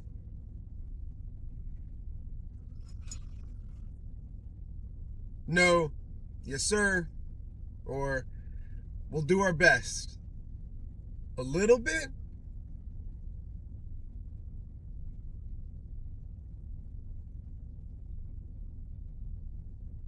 That's a fucking weird response. We used the restroom, and then we did a couple meet and greets with some kids that were student volunteers, just right by that tape, you know, and so we did a hard line to keep people from walking up, and then we proceeded right to the tent. And so he starts throwing out the hats, which is a thing of his. Mm-hmm. Guys are already in place at that time. We're comms, we're calling in, hey, walking up, 5 seconds, 10 seconds. They come up, crowd reacts, and then everybody goes to looking in their area of responsibility for, walk-ups, guns, people throwing things, stuff like that. And that would be the area right in front of them. And with just one more thing to cover, the evacuation routes, I mean, we had already covered, you guys have been there, you'd had a presence there for 2 weeks prior to the event. Do you have the routes to all the venues that more specifically, the hospital? Do you have multiple routes? Yeah, to the so hospital? what we do on that one is, we're not there for 2 weeks, but we start working there for 2 weeks, and that all gets plugged in. Where are we going? And the one that we went to was the closest one, but it was a level 3. Yeah, we knew that. The next closest one was another 7 minutes away. We're going to the closest one, yeah, and we beelined it to there. And I'll get into how we got there and what we did on the way in a minute. But yeah, all that's plugged in. All that it's information and it's known. And we have a guy that, even though that route's pre-done, even though that's known, we still have a guy in there that's calling it out in real time on that right side. I mean, he's nav, and that nav is important, because the guy's driving's driving, and we needed Justin Expert Grove that day. Like, phew, man, yeah, incredible. And so yeah, all that's known beforehand. And yeah, it was all known beforehand because the patsy that would be blamed for the shooting, the hospital, the surgeon, the school, was all known beforehand, at least in Israel, and at least in DC, and at least in Wilmington, Delaware, because the Google Trends show that they were being searched up leading up to the assassination. And a lot of the people that were involved with knowing that information, such as yourself, because, obviously you got to do the research before an event and practice it before an event.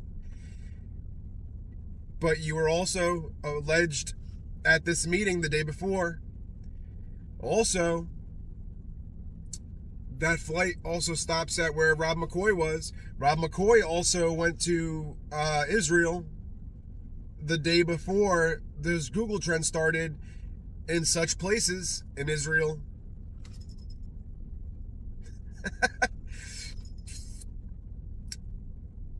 Continue.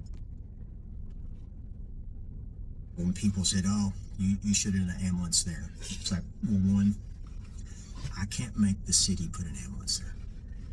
Now there is a Utah law that says for mass. We're gonna listen to this, but I'm laughing because during the break I thought about also saying this, but I was like, it's coming up soon. I know there was fucking paramedics there. At least two. There's video evidence of two paramedics at the least. Back behind the tent, behind the tunnel.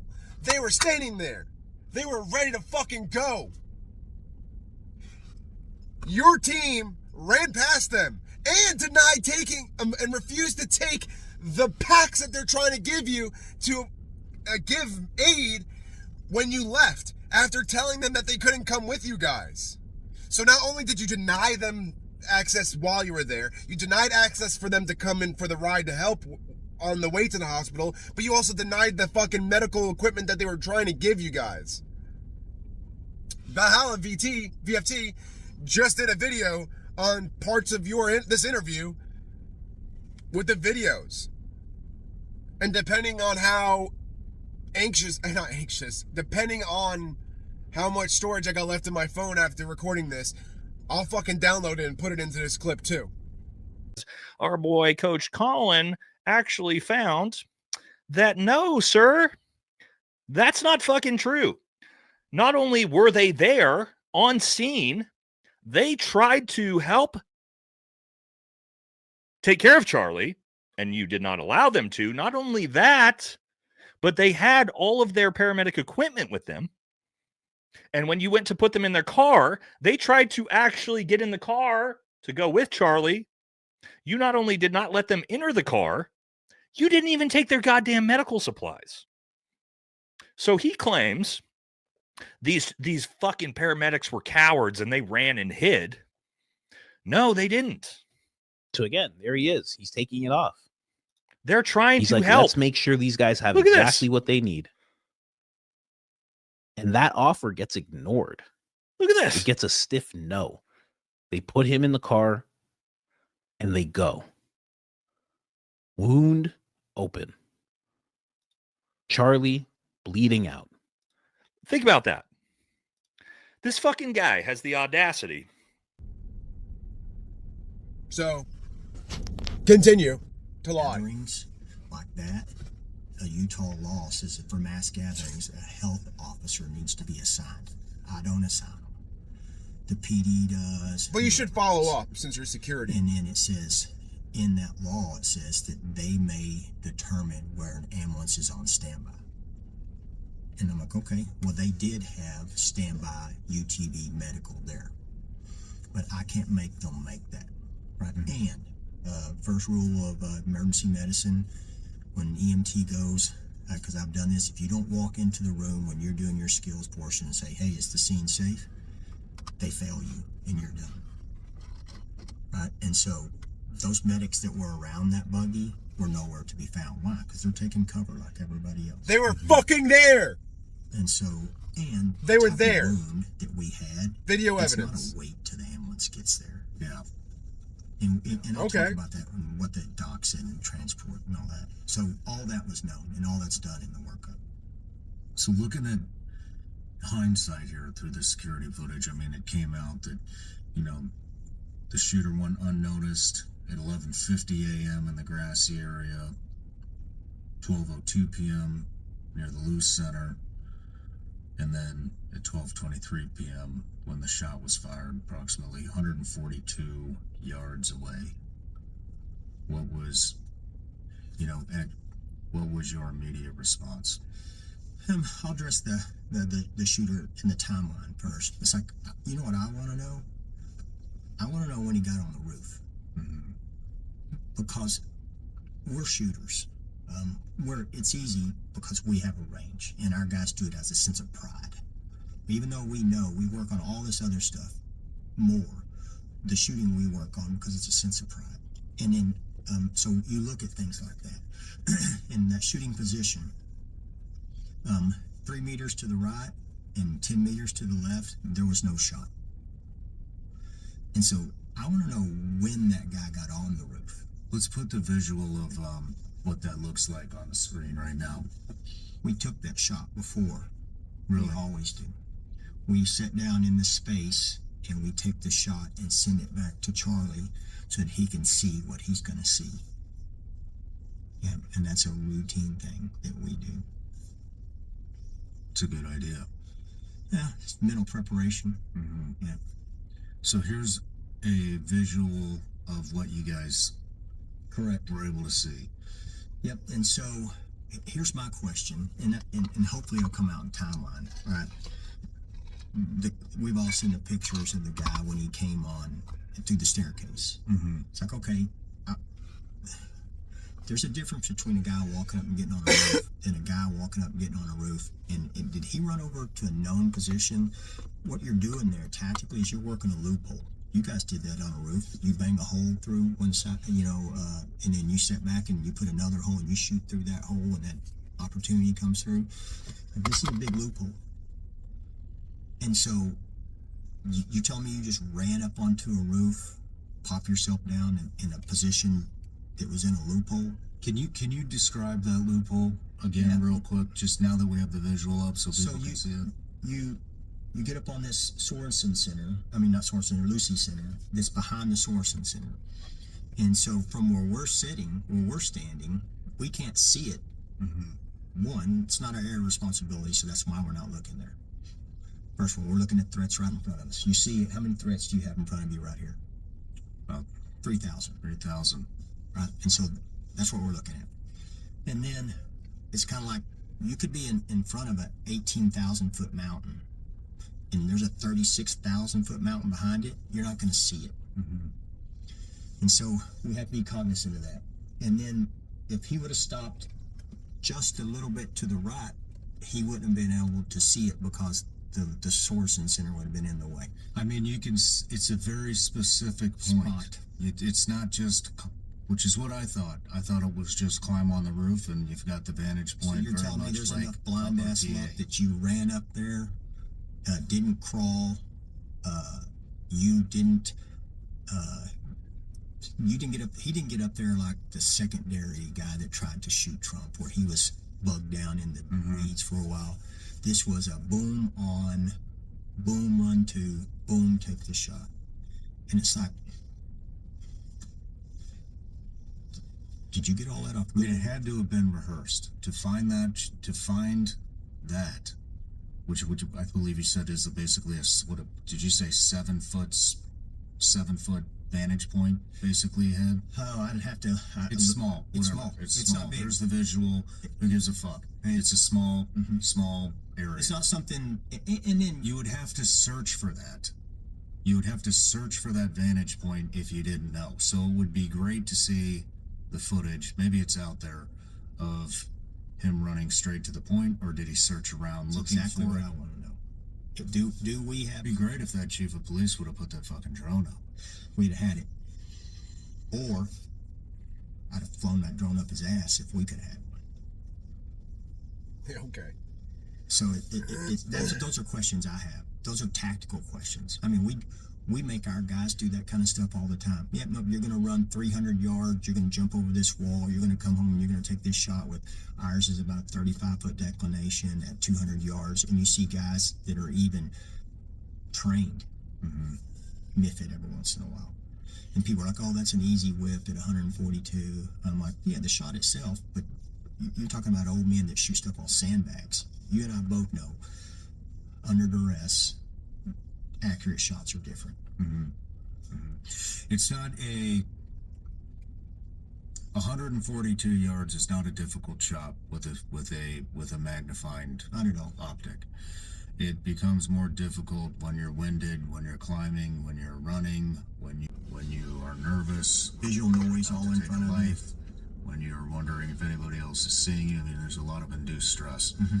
And, and I just want to, we're looking at this thing right now, this first person view of what it looked like from under the tent. And I mean, I don't know how long he was in that gap for, but it didn't sound like it was very long. And you have 3,000 other threats that you're looking at, the rooftop supposedly being covered by the police. Maybe it would have been a good idea to confirm that the police had the drones up. But, I mean, you are talking to the chief of police. You would think that he would have the fucking drones up. We knew there were no drones, but then somebody earlier that day flew a drone up. Correct. Yeah.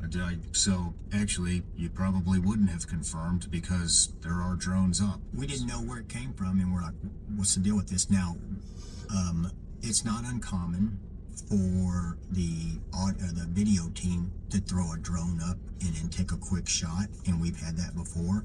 Now, their drones are different because they use those little bitty ones, and so they're not covered under the requirements. And so it's like, Okay, so again, with that being said, as the security, paid security, if you see something, follow up. You were there, you see a drone, find out who it belongs to.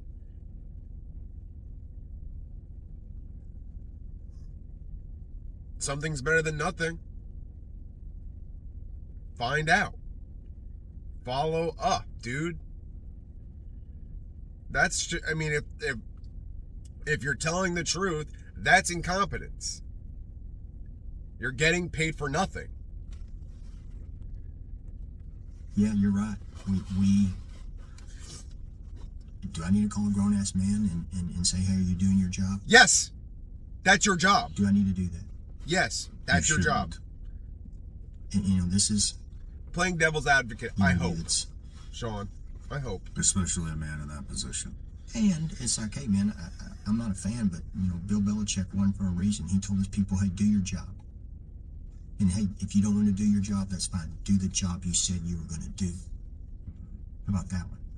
So that's kind of where our guys are set up on there.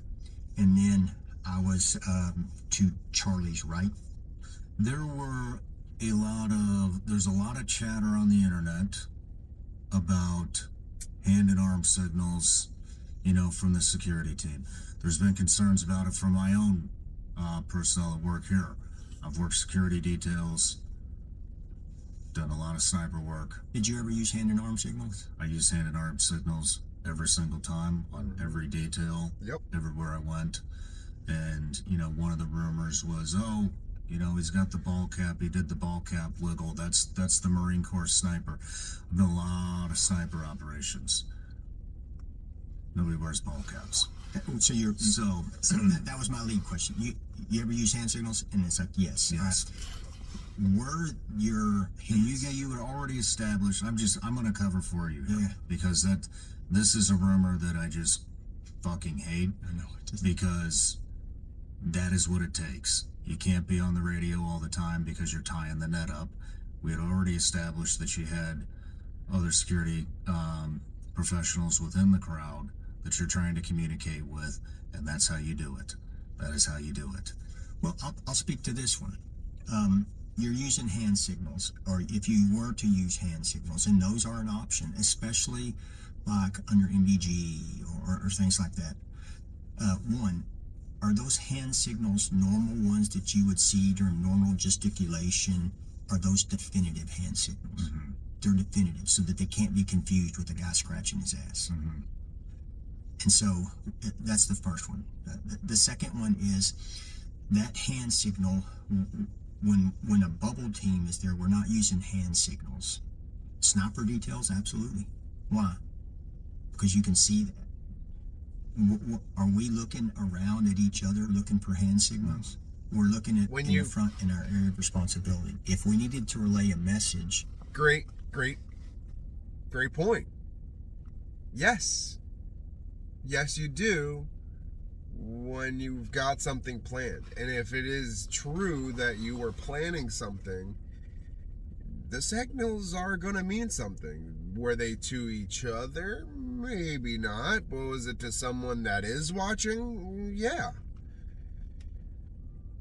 Do you step forward and brush your and rub your and to get in the line of sight that for the person that is looking for the signal? Yeah. For sure. Now, the guys that are not involved with the plan, no. So, go on. Then we would, right here on comms. And/or we're notorious for, if I need to get somebody's attention. Which is a great point, because clearly, right before the events that took like the seconds before what happened, clearly something came over the comms, because most of the people that are under suspicion looked at their watches or looked to see what time it was. They were all syncing up. So clearly something came over comms. You're correct, Mr. Harpole. And then signals went out. And then a shot rang out. And then possibly Charlie Kirk was electrocuted at the same time. So on the team, I'm not going to sit there and use a hand signal if he's in my line of sight. I'm just going to go like that. He's going to look up and I'm going to go. Mm-hmm. And so for a normal situation, sure. If I looked up and did a hand signal on the team and did that or that, he's going to look at me like, so what do you want me to do then? Mm-hmm. If you don't plan it, yeah. So for that, that's not good communication. Yes, it is when you have... It has to be necessary. It is. Because before an operation, you would, especially if you're prepping and training, you guys come up with hand signals. A fucking baseball team, before each game, changes their signals, their pitching signals, what the catcher's going to give the pitcher, what the fucking basement on the base coaches are going to give the runners. So yes, he's going to know what that means unless he is not in the know. But before an operation, before a security protection gig, you and your team are going to be on the same page as on what, if there's signals that are going to be used, you know what they are, to not be confused. Correct. So, but don't sit there and say, oh, they're not going to know what that means if I just do it. Yeah, no shit. That's why you planned for it. I mean, you said it earlier in this episode. You planned for it. It could be an acknowledgement. Absolutely. I mean, yeah, get me out of here. Yeah, you're right. Absolutely. Yeah, and what you're doing there is deliberate. Mm-hmm. Yeah, these are deliberate. You know. Yeah. So no, we don't use hand signals on that one. We didn't use hand signals that day. We've never used hand signals other than the journalism. Here, 2 people. Here. You know, none of that was done. None of that was done. You had Frank Turek and people messing with him because he adjusted his hat. It's like, okay, you know, substantiate. All right, so he touched his hat. There were a line of people in the front and all other people that also did all kind of things before that. It's like everybody's subject to that. I get it. Man, I'm a huge, and I'm not a conspiracy theory guy, but I do believe that there are things out there bigger than you and I that are in operations. Mm-hmm. It's a fact. I also am a huge believer in the First Amendment. And so these people that are out there saying all this, back up, why is the First Amendment so I don't necessarily think that this assassination, if to be believed to be the perpetrators, the real ones, not the one that they have in custody and are putting on as a patsy, it's not necessarily about the First Amendment, is it there, Harpole? It's a lot deeper than that. I mean, I'm sure the First Amendment comes into play because the majority of assassinations stems from disagreeing with someone on something, but it goes deeper to believe. We're finding out it's a lot more than just his stance on something. Could be very well his pull, the fact that he had the president's ear, and prior to picking up JD as his VP, and any of this anything that took place during this administration, you know,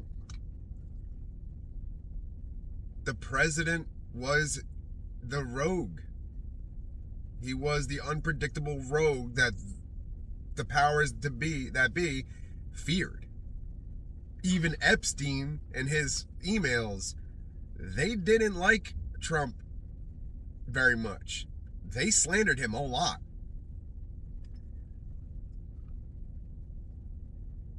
They all feared what Trump could do to them. So you surround him with no choice but to. You get rid of the guys that have the means to sway his opinion. You close his circle and you surround him with only the people you want around him. Charlie Kirk was an unpredictable rogue in their eyes. He was changing his views and he was standing on business. And if he's close to the president and the president valued his opinions, it may not even have anything to do with the whole Macron bullshit. So, because back in the day when our founding fathers said, man, why do we need this amendment first? And because a voice is an arms for people that don't have arms. That's what it was for. It was a collective or a single voice could be powerful to a hierarchy of people that can't be conquered with an arm. So we have to have this voice and we have to protect this voice at all costs. And they said, and they wanted us to have that. And that's why they put it first. And it should be used as a shield. Well, nowadays, with the media, and now social media, that right has been used as a sword. And the sword of public opinion.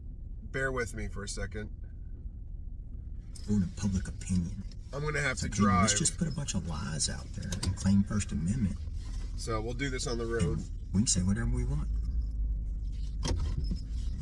I got to get this all out. When's that stop? And literally whatever you want.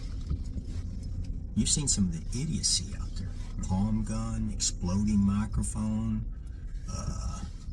hand signals. It's like, it doesn't even have to be true, and it doesn't matter. And so you're just using that First Amendment as a sword and not a shield. And we gotta step back at that and look at it. I was talking to you guys earlier, and I was like, at some point you put those people in the Wayback Machine. And the Wayback Machine is you take them to 1985. And when people said something that was untrue about you or your family, and they said something bad about you that other people heard, you split their lip. There's a consequence. An Let me, immediate consequence. Not good a thing I'm consequence pulling that up to a comes through stop sign, lawsuit because 3.5 years later.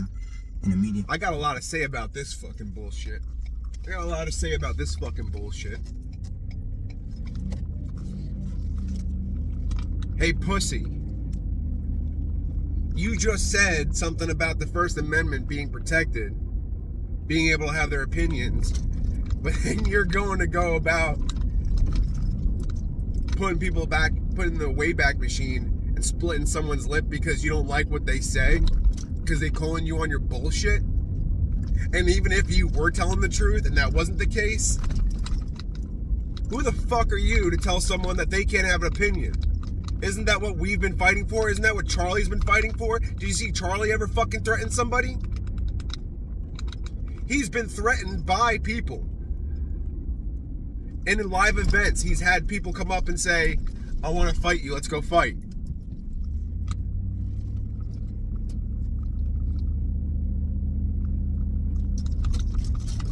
You're just proving the point even more, bud. You're just driving the nail on home. But go ahead. And by the way, I might have to stop the recording and continue in a minute because I got to go into this place for a split sec. So that a level of respect is gained. And then also, hey, if you do this again, I'll see you next time. At some point, some people need to be put in the back machine. Definitely not going to disagree with you on that one. So let's talk about the immediate response. Let's get back to that. Could you tell it was gunfire? Yes.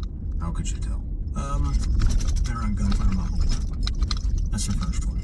And so, you're about to say something very interesting too, bud. There's a different type of gunfire, right? We were at Berkeley last night, and you heard somebody decided to pop off some bunch, and they were loud, like 6-7 M80s at a time, and people started panicking and running. And one of my guys, look, I said that's not gunfire. It's a different sound. You have an attribution of sound, and so you're used to it, and having a range, and so you're around it, and you even get to like, well, that was a rifle, that's a pistol, that's a big boy rifle, that's subsonic. I mean, you can PID all those with your ear. You know, I'm no sniper, but you're out there hanging out with those guys, and you get that sniper's ear pretty quick because they'd say, hear that? That's what that is. And so I've got my back to Charlie about, I don't know, less than 10 meters off to his right. And my area of responsibility, just we had a lot of people coming up some staircases there, and it was starting to fill in. And so I was watching that, and I remember I heard the gunfire. And I don't know if you've heard this, but I heard that bullet slap him. And so, so you hear two sounds actually, and so you hear the actual. I have to say about this is,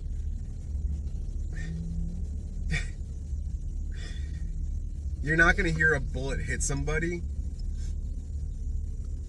after. You're not going to hear a bullet hit somebody after you hear it fire.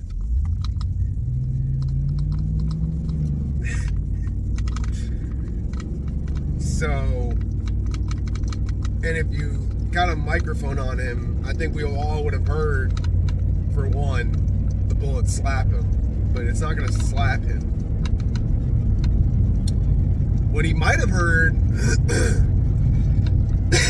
excuse me, what he might have heard was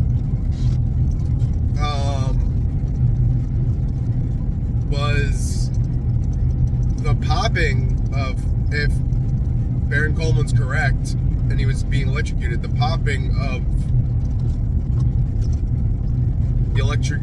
the microphone being ungrounded and electrocuting Charlie Kirk, if that's truly what happened. But continue. Shot, and then you hear the bullet hit him in the neck, like you hear it. And so in my head, I had an attribution. It would have been reversed. I know what that is. And especially so in that distance. I turned, and when I turned, started running, that's when Dan grabbed him. And I mean, this is a live fire event. It's not, everybody thinks in hindsight, well, this is a one-shot assassination.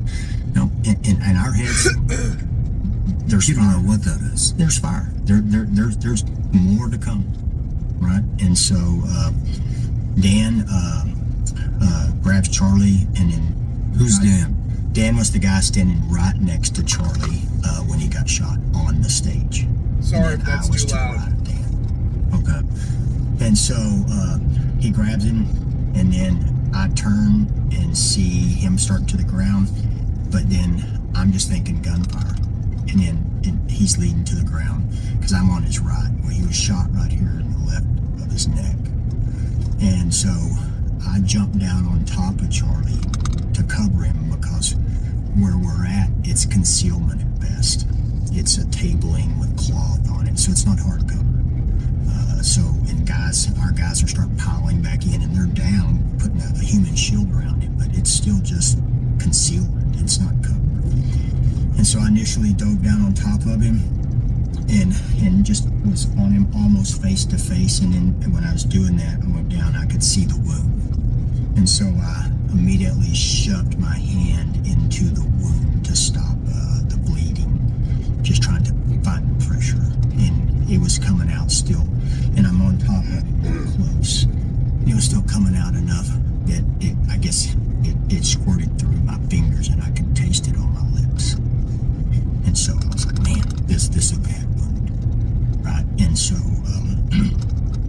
I was just pushing that, and I don't know at that time. I know when you look at the clock, I was on him within 5 seconds and had my hands in him. And then I don't know when I put the first piece of medical on him. It was sometime after that, because I carried right here. That's why you carry it on you. You gotta have it there. So, but then I remember pulling back away and thinking, damn, this is bad. Like, it's coming out. And I don't remember saying this, but the guys told me, and you can kind of see it on the video. I said, prep the car. And I just prepped, and you see the two guys just take off. And that car's prepped in position, but doors are open, the whole deal. And so we're doing. I have to say, because I don't know if I said it earlier in this, in any of the videos that I've recorded breaking this down, but there's no way that you walked away carrying him towards the car, hands clean,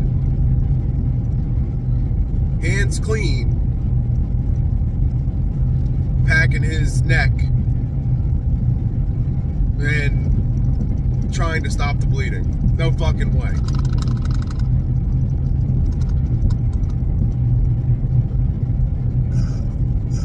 Pressure control there, and it's a carotid artery, so you can't put a tourniquet on it, obviously.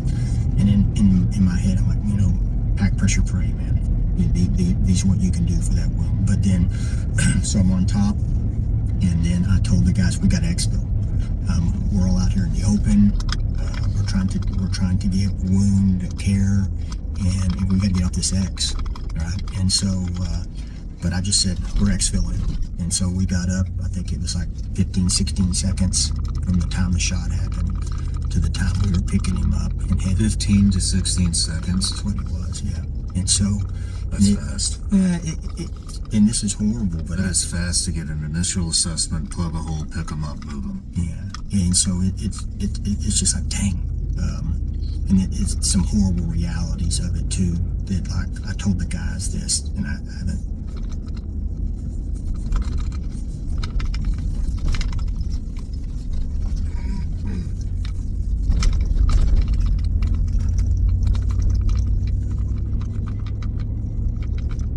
Now, I will say, regardless if he's involved or not, I'm not going to discredit being shooken up or emotionally distressed over the fact that this still did happen in front of people. You know, I don't know, man. I've seen some good acting too in the past from people. And I've seen some genuine. I mean,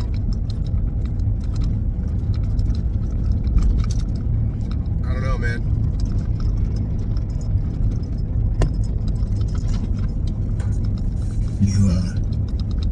When I jumped down on him, he had doll's eyes. And so I was like, man, these are wounds incompatible with life. Doll's eyes usually means dead. You know?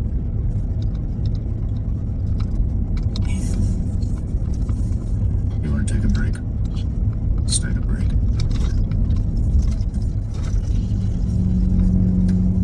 You want a minute?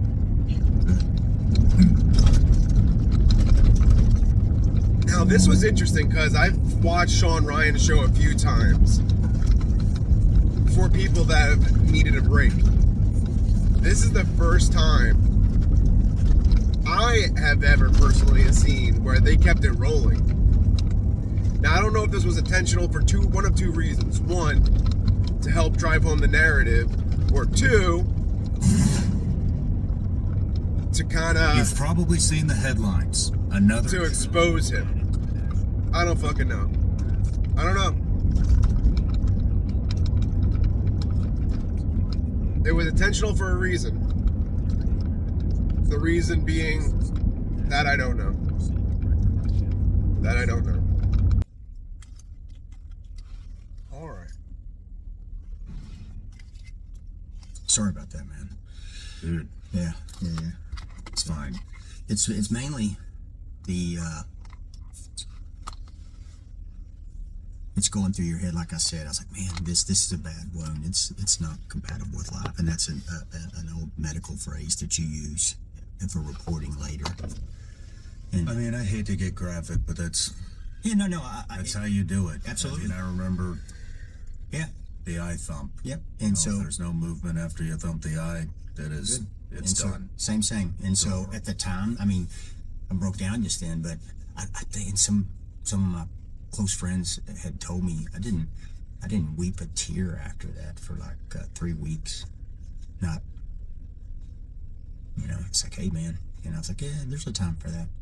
These guys, me, the guys I'm with, we've seen a lot of bad effects of violence, messed up kids, guys that stick things into kids, and just horrible people, right? And you compartmentalize that junk, right?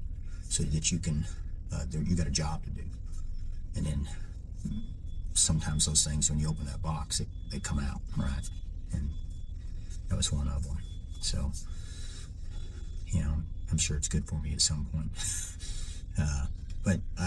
So we get back to that, and so I'm down on him, and I don't know if when it sprayed me in the face, it caused me to flinch back or what, but then sometime around then I said, hey, prep the car, and you see two of the guys just take off towards the car, and then Gibby and Rick and Dan I said, hey, that's exfil now, you know, and so we get up, and the timeline on that's like 15, 16 seconds, something like that, where you can see we're prepping. But the problem is direct pressure, right? So when you're in a medical deal, and you've been in I've had these before on major accidents and GSWs, when you show up on calls, is you can't give direct pressure and move, right? And exfil, and you have to have counters, like giving CPR. You can't give people CPR like that. You have to have something.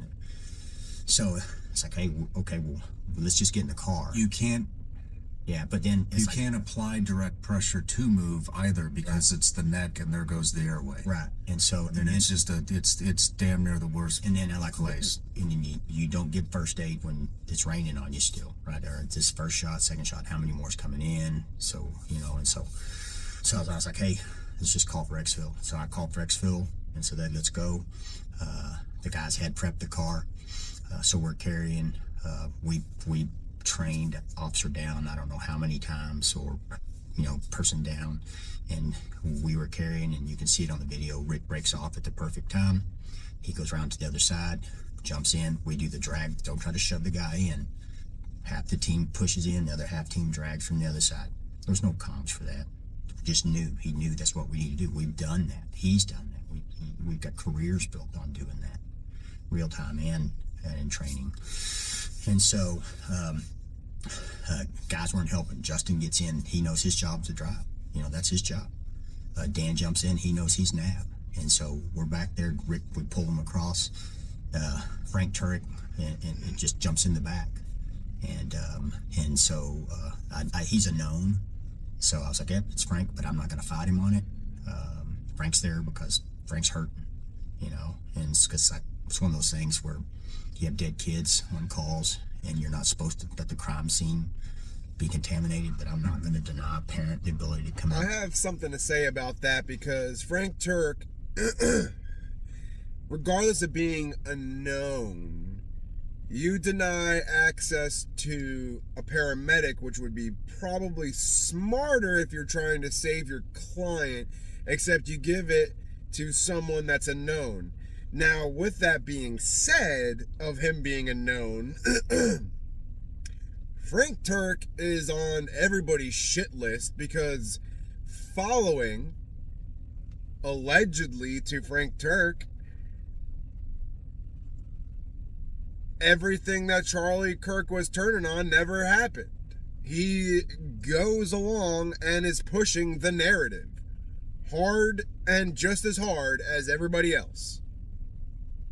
So that's a fucking weird choice of seat that you give, opposed to someone that probably could have, well, obviously not, but would be a better possibility or pick for one of those seats. But carry on. Say goodbye to their child. And Frank's many times said that Charlie felt like he was his son.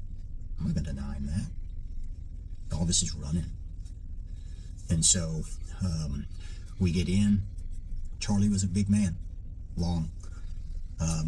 We kind of laugh about it now, but we get him in, and but the door's not going to close. We know that. And I just say, go.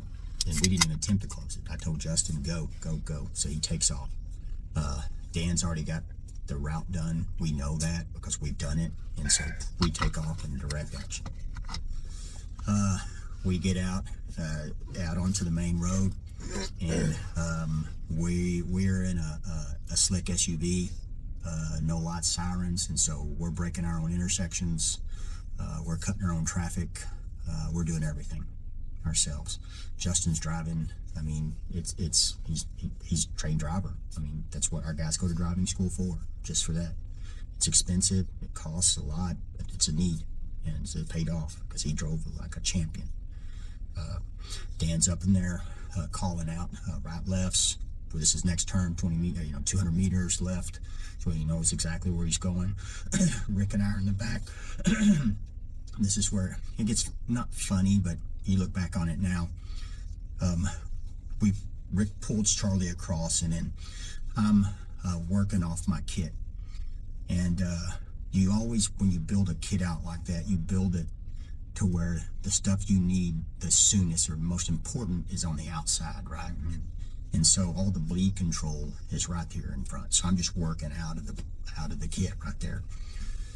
And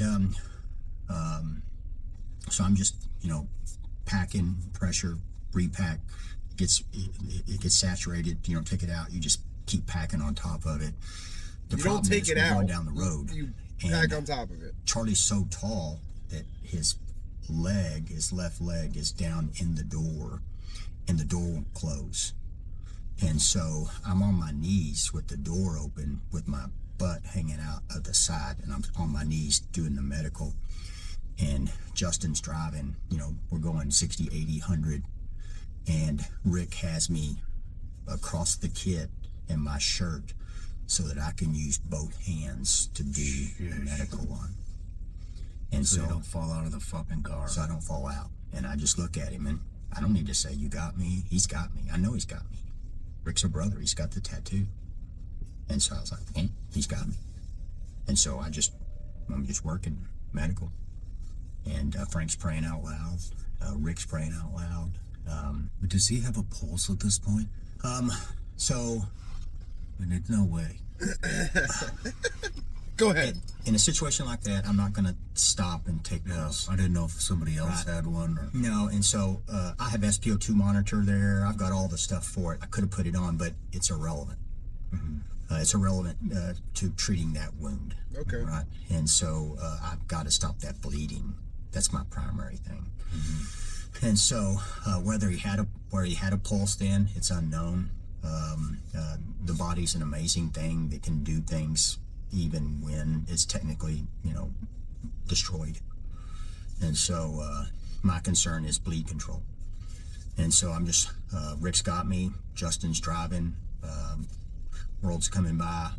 I'm working, I end up putting about 36 feet of dressing in him.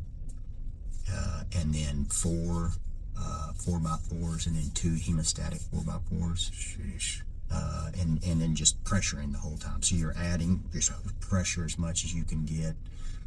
Pressure, adding pressure. And so we are heading to the hospital. You know, it's a known. We're heading there, breaking intersections. We picked up a tail from PD somewhere along the way. And I know some audio came out about that. And I think they thought it was a secondary person that had been shot. You know, but we didn't know it was an active shooter. You know, everybody that says, oh, you should have treated him there and not moved him, stopped the bleeding. I'm like, well, yeah, I know. Same way. I was like, man, no, that's not, medicine doesn't happen on the X. You know, nothing happens. Somebody shoots at you, you get off the X, right? And so, and we didn't have cover. Just for anybody that's listening, that is rule number 1. Law enforcement, military, any security, anything. Get off the X. Yeah.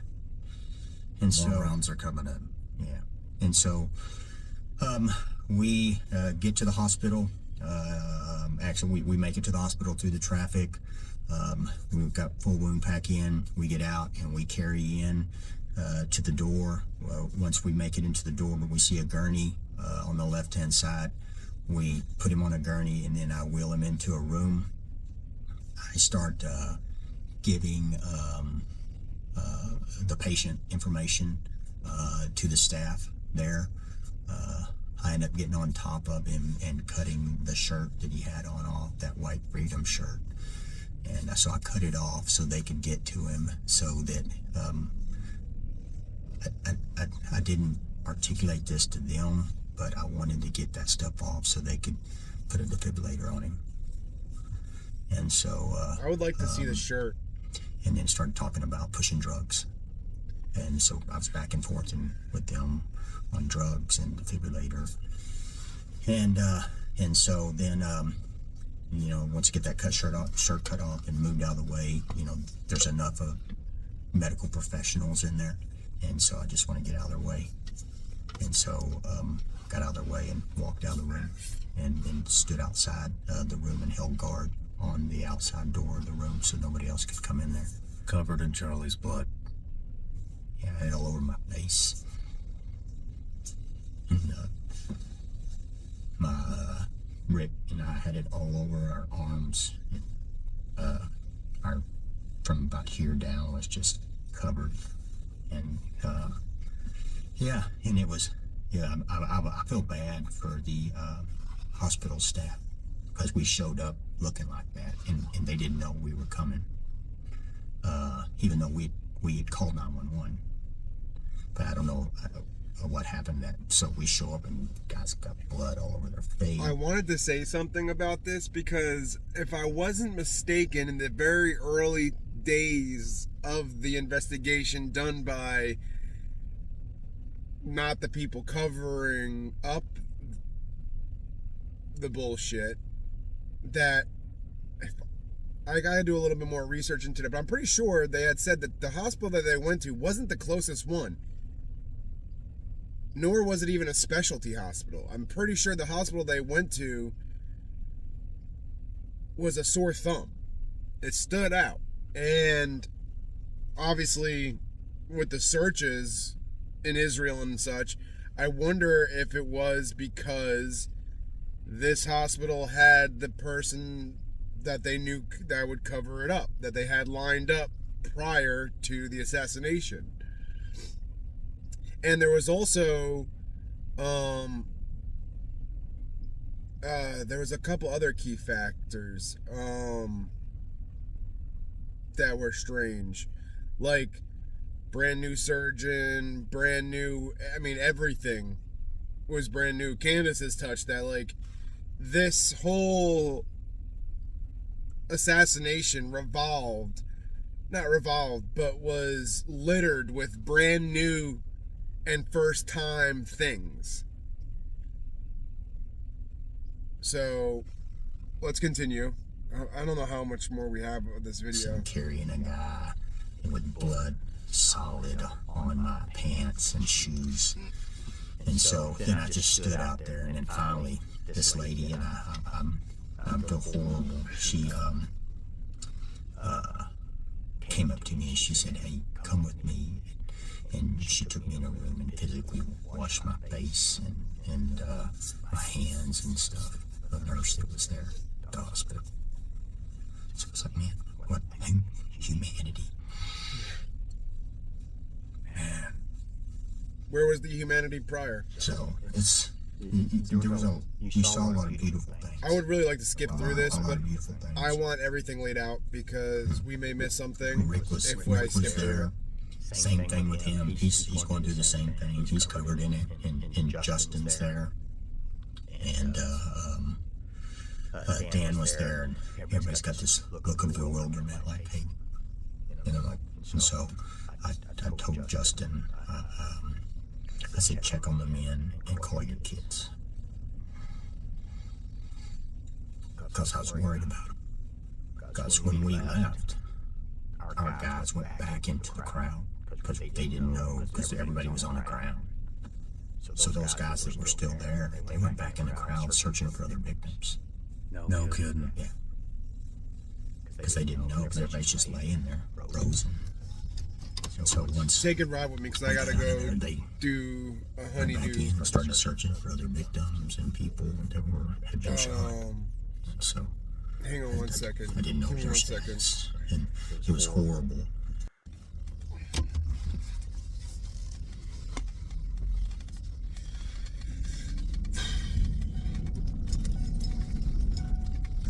Oh, I was like, oh, that's a long pause. So I didn't know their status. And it was horrible, compoundingly horrible. When I jumped down on top of Charlie, my phone came out. Jesus. And so This is so of course, I bumpy just left it. I road. didn't know it came out. So I get to the hospital, and I don't have the ability to call my children and tell them I'm okay, or my parents or my fiance. And when I travel abroad, in the O'Connor's job I do, I have a workup. It's all the numbers and everything, and I have it hidden hidden him, and so I can call his job. And I mean, I can still remember numbers from when I was in high school with my friends, but I just don't remember numbers nowadays. And so I couldn't call them, and so they're at home just suffering because I can't call them. Damn, man. So I was like, man, I can do better than that, you know. So finally, got a hold of my ex-wife, and then said, hey, from somebody else's phone, I think via like Facebook Messenger or something. I can't remember what it was, but it was like, hey, we'll figure this out. And then said, hey, I'm going to answer the phone. And my daughter answered the phone, and she had already gone to her house waiting to hear something. And so there's always a concern in her voice, but I said, hey, I'm good. I'm fine. I'll call you when I get a chance. And so I started asking for check-ins for the guys that were still at the scene. Okay, everybody okay? Read me in. We have other victims. What's going on? And they got retasked. That same chief of police came out and said, hey, y'all hold this crime scene and help us look for other clues. That's a no-no, but they did it. And so they were back there, and they were just trying to figure things out. They were there for a while. And so it's chaotic, but you know, you find chaotic situations, you find ways to control it inside that situation, right? And they did a good job at that. You know, there's been a lot of rumors going around about there was no autopsy, none of that. Was there an autopsy? There was, and I can speak to that. Personally, I can speak to that. One, for those people saying it, do a FOIA. Do a FOIA to the medical examiner's office to Utah County. Get off your lazy ass and do a FOIA. They may not give you the autopsy information right now, but they'll certainly tell you, yeah, there's an autopsy. That's the first one. The second one was, can I say something about that, Mr. Harpole? I don't think the problem is whether or not that there was an autopsy. I think the problem is what is being said about the autopsy. About how he's the man of fucking steel.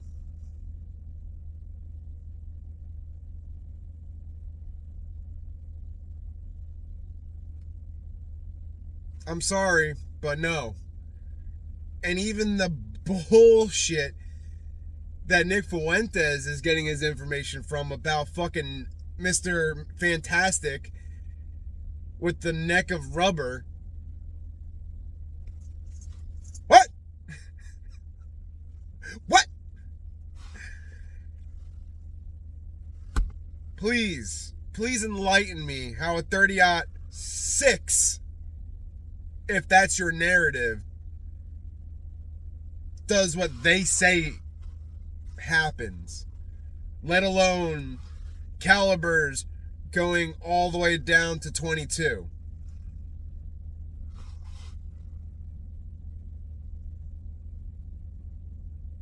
Enlighten us, Harpole, so you can go ahead and throw your bullshit in that you're about to. Don't worry, y'all. I'll add some of Valhalla's dandy work to help you do the math on that one. The OR doc. Your question earlier about a pulse. We'll get back to that. And so they're working him in the room.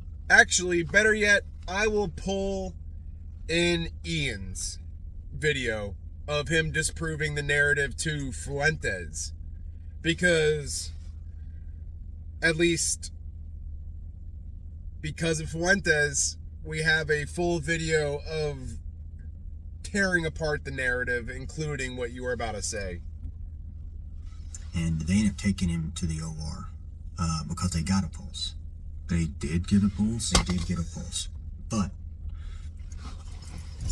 What? Continue. Charlie's a healthy man. He was very cognizant of his health, and he was a strong guy. And They've had a pulse? but Hold on. Thank How you, long Shawn. had it been since the shot to the hospital? I have no idea. But you I can mean, be that is a jugular shot. you can be dead. The central nervous system. You got a strong heart, right? And that's what the OR doc told me. Okay. He said that's what it was. And Oh, so okay. he shut. Yeah. And so I have no way of. I'm not a doctor. I just hope know what you he let told that me. slide, Shawn, You just know, and because so, you're trying to We go to that. fish for some more and- answers. and I'm sorry. What was your question again? We were talking about the autopsy. Oh, the autopsy. And so, once they came down and said he didn't make it, and he talked about, he said if he'd have been shot in the OR, I wouldn't have been able to save him. And I was like, I mean, he's just kind of confirming things that I already knew. And so, and so I don't know how long. I don't know what the timeline was, but I want to say I can't remember who it was, but I knew. I was like, we're not going to turn this into some JFK. I specifically asked one of the doctors. I don't know. I remember what she looked like. Dark skinned. Too late for that, bud. Too late for that, bud. You already turned it into a JFK by, first off, making it a whole assassination, a plan, a patsy, being sloppy with it nonetheless. Is already a JFK situation from before he even got shot. Oh, you mean being sloppy with it? Is that what you mean? Are you being truthful in a dishonest way? Are you trying to tell us in the sense that you don't want this to be sloppy like the JFK one was? Is that what you mean? Because if so, I get it. I get it. I get it. But it's already that before he got assassinated, because a conspiracy to kill someone, blaming a patsy.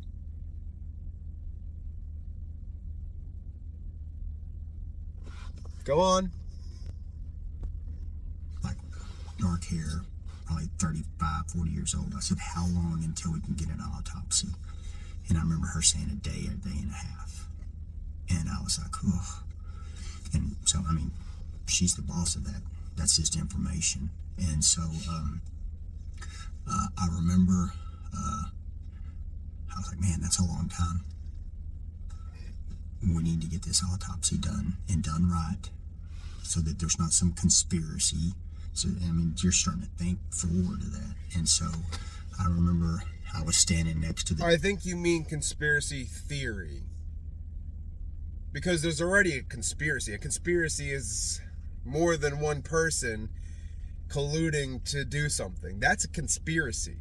Conspiracy theory, that extra word that you left out, is the theory of it happening. Now, I'm just thinking about it. Why the rush for the autopsy? Is it because if it's not done immediately by the people you want it to be done by, then that leaves so much time for someone else that you don't want in there to go in and do it? Like, you know, not the person that you've already looked up and probably blackmailed or compromised to do his shift will be over and someone else will have to come in and do it. And everything that you planned for will be, I don't know, foiled. Because the JFK assassination there was another person that was involved that wasn't involved with the conspiracy, and that kind of is why there's open debate and investigating through the years. Maybe. The staff and the vice president called. Oh. And the vice president asked him what. Vice president. You mean possibly SAM 000? Vice president? SAM 000 flight from DC to Colorado Springs 000? Possible Vice President Sam 000 from Colorado Springs to Vegas? Vice President? Go on. Need. And then he looked at me and said, what do we need? And I said, we need an autopsy now. Because our guy's on his shift, and if we don't do it before he's gone, someone else will. Go away. It was done. It was done. Do it for you. Yeah. Get the report when it comes out. It was done. It was done. Yeah. In with your guy. With your guy. The OR doc. I'm sorry, I'm trying not to be cynical, but regarding the travel. Oh, there should have been a blowout, and I was like, there wasn't an exit wound. There wasn't one. There wasn't. Unless this was the exit wound. Ride. Yeah, and so people.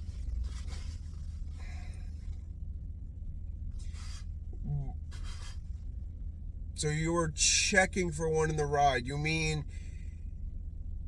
you were looking for an exit wound simultaneously while trying to stop the bleeding in this panic rush? Are you like the god that Hindu god that has more than two hands? Because you just said that you needed both hands. That's why your team member was holding you into the car so you can use both hands to work on Kirk. But why would you stop working on Kirk to find an exit wound when the priority to stop the bleeding? That's a little contradictive, don't you think?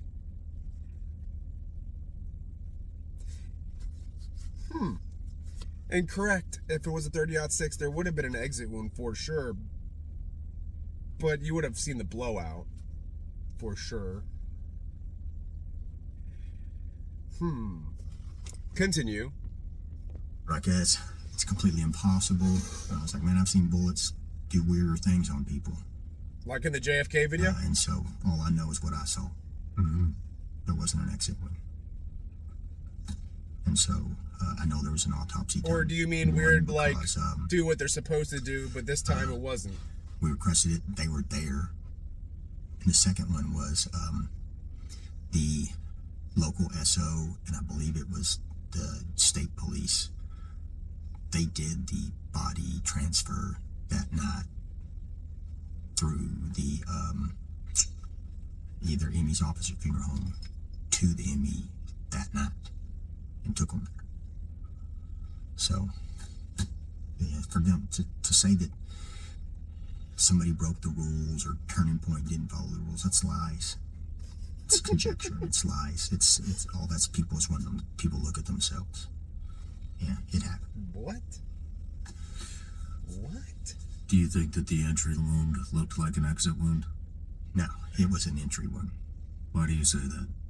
Why do you say that? So, one, there wasn't an exit wound because I remember rolling his head over and cleaning it so I could see if there was an exit. And then I was having to open the wound up some to get more and pack it. If you've ever done an exit wound, it's not that hard. It's a lot bigger. Mm-hmm. And so you can feel it when you know, the rule of kind of thumb on that one is you don't want to make it bigger, but you got to keep packing it in there. And so, yeah. I don't know if you've watched Valhalla, But if you've stumbled upon my video, there's a good chance you have, because I'm a nobody and he's a somebody. But he said that yes, correct, you don't want to make it bigger, but when it comes to the carotid, you almost got to. And worry about the fucking damage that you're doing afterwards, because packing it isn't going to stop it. You'll just create internal bleeding at that point. But you fucking pinch it. You got to get in there and pinch it and hold it fucking pinched. I mean, and that's if you're able to do it, you know? I've heard and seen them all. Like, there was a guy that said, you know, that the mic blew up and it was a bomb. Yeah, we were. I was gonna wait. Yeah, there is a guy online that is saying that the microphone may have had some type of explosive projectile inside of it. So it wrapped around the neck and created a hole. That's the thing that I just couldn't wrap my head around either. Is the accuracy that would have to take place from an explosion to actually get you in the neck. But then other people are saying that there was maybe that maybe the explosion killed him, and that in fact there's actually some camera footage that somebody has done some type of assessment on. But I mean, you cut his shirt off. Right. Did you see any burn marks? So Did that's you see not any indication of any type of explosion? Back it up even further to that. You've been around explosives and shaped explosives and stuff like that. It's like, what do you have when you have that? They had that down to like frames, right? Where was the flash? If that was an explosion, where was the flash? You have oxygen exchange to create the explosion. Where was the flash? Where was the char? His hands are charred. It didn't exist. So, do you know if his equipment is assessed before it's put on? Yeah, it's actually held up there. That company that is a subcontracting company for them, they hold that all up there because, you know, and they're around it, almost guarding it, because people will steal it. And so, and it's inside the non-permeable zone. Okay. So nobody has access to it. It's set up in there. Even the boxes are kept in there. And so it's inside that. And so it's on them. And then you can see, they walk up and actually pin it on him. So that system is integritized also. And again, it's a reach. Go all the way back to where's the explosion? You got frame by frame. You know, when that theory came out, I mean, I don't think it's necessarily out of the question. I mean, we know about the pagers. Absolutely. You know, but, you know, I mean, the way I looked at it was he was wearing a loose fitting t-shirt that had I believe the Rode mic with the magnet, you know, strapped onto his shirt. On the other side. Yeah. He's moving around. And so that, you know, that microphone, if it was a projectile, it would have had to have been pointed at the exact same spot. I just thought of something. I wonder, you know how to track the distance on lightning? You you watch the flash and you listen for the sound, right? Now I wonder if there's a way we can listen for the pop of the bullet and the amount of time for the bleeding to start, or for at least the impact, because there's the cavitation of the neck prior to the bleeding, obviously. So I wonder if there's a way we can configure the distance of the bullet by the cavitation and the pop. And if the autopsy's correct and it went in here supposedly and hit the back of the bottom of back of his skull and then went down, if it's a small enough caliber, like a tiny fucking round, say someone's down below where that guy is crouching, possibly ungrounding the fucking mic, shoots from here, and it comes up, pops through his neck, hits the bottom of his skull, and it's like a fucking like miniature novelty gun, the ones that shoot the live rounds, but like the small fuckers that just like do minimal damage. Something like that small. I mean, I know 22s can sometimes rattle around a body and tumble in a body. So something even smaller, like those novelty fucking guns, pop, come down, pouring, not spraying, but pouring from the carotid, and it hits the back of the skull and goes down, would explain something small like that, would explain where it allegedly ended up, and the parts of the spine it hit.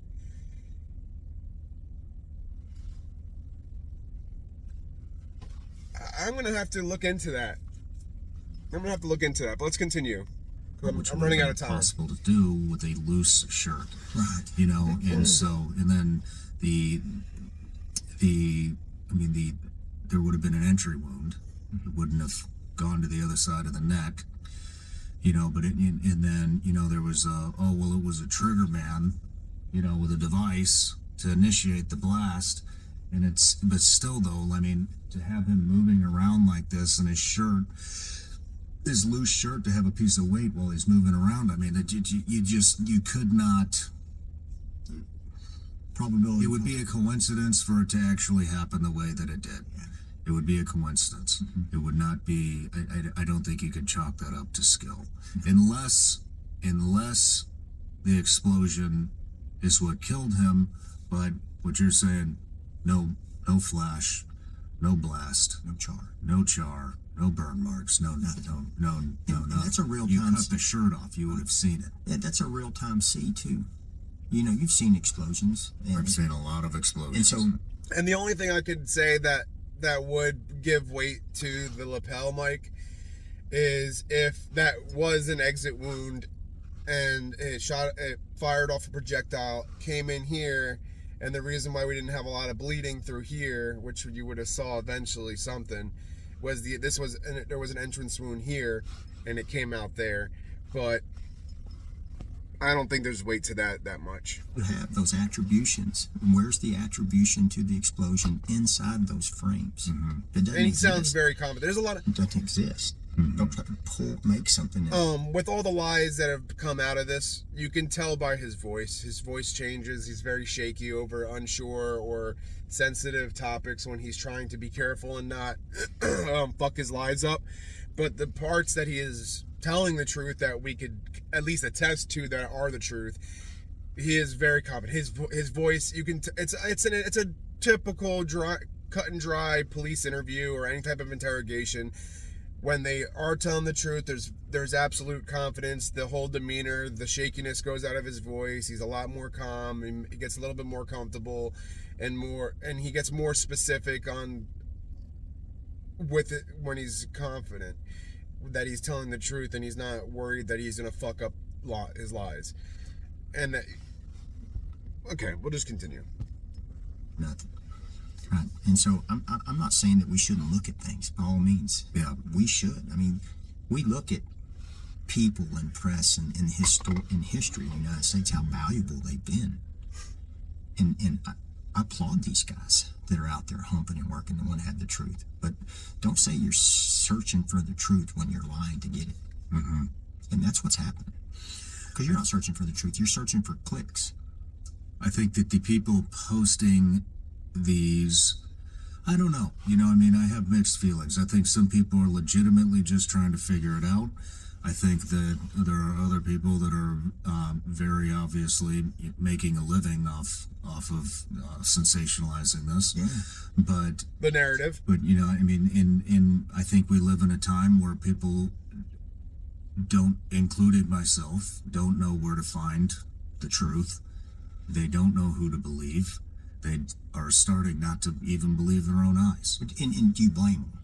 No, I don't. Not at all. Me neither. I mean, I don't. You look we have at zero faith in any of these institutions. You think about this. There's a guy out there, and he has a company called Paramount Tactical, and his name's Gary. And Gary took an ass whipping online because he went out there and said, and he did exactly what we're talking about right now, and people whipped his ass for telling the truth because he bucked the system.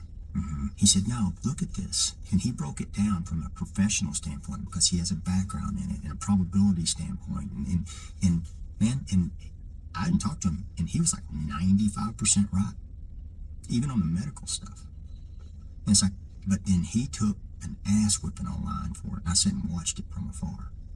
And it's like, so people get chastised for telling the truth. And then you've got, like you said, who do you believe? I mean, our media. The rest of us that are doing the investigation. They polled our people in the United States. And not me personally, the media, and but said Ian Carroll, Candace Owens, comes out of the media, Brian Coleman, and I'm like, well, let's look at Valhalla. This. If a baker makes bread every day and 70% of his product tastes like crap, how long is he going to be in business? And then why do we keep letting these people be in business? And then we're not. So that's the big media. We're not. You think that's worse? Why do you think all their views are going down? And then who's to blame? You guys. That's lying, or the big Facebooks, Instagrams, and X's that are making money off them lying, and then they're monetizing the lie too. It's kind of like back in the day.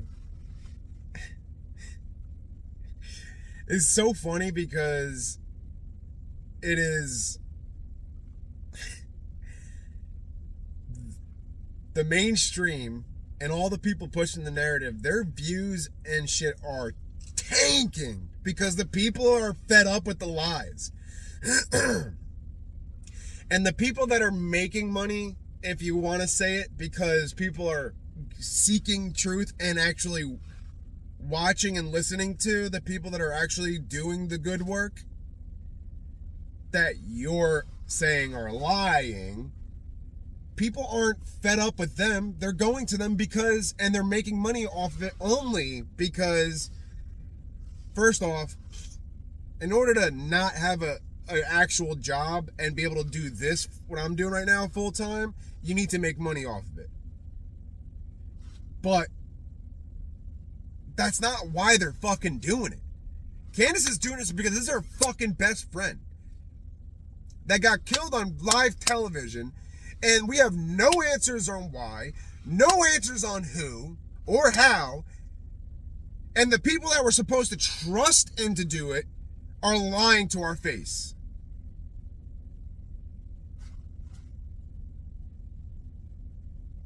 And you got people like Ian, Valhalla, Baron, myself, who's got no following. They have a following. I don't have a following. But we're doing this because we're fucking fed up with this. We're fed up with the system. We want the truth. We have diverted so far from the amazing country that this country was supposed to be, and we've just become like everybody else. So we're truth seeking. And we're being honest, no matter what the truth is. And that's it. We're truth seekers. We want the truth. You had the National Enquirer that made money offline. They sold the little cheap papers. All these guys are, and these things are our version of National Enquirer, and they're monetizing that lie. But yes, you guys are. You're losing value of how important that is. You could be the Watergate guy that breaks the truth, but you're taking that away from people. You're trying to take it away from the people that are taking the truth. Be the Paramount Tactical guy that's willing to take a whipping to tell the truth. I think, you know, I've talked about this a lot recently, but, you know, I think you have to be willing to poke holes in your own story. You can poke holes in everybody else's story, that's fine, but you also have to be willing to poke holes in your own story. Great way to put it. You know, So I do it, should be motherfucker. poking holes in your own story. If you are really a truth seeker, you should be poking holes in your own story along with everybody else's. But where's the oversight to do that? That's a quite It's gone. excuseful. Put a couple guys in the Wayback Machine and you make it down quick.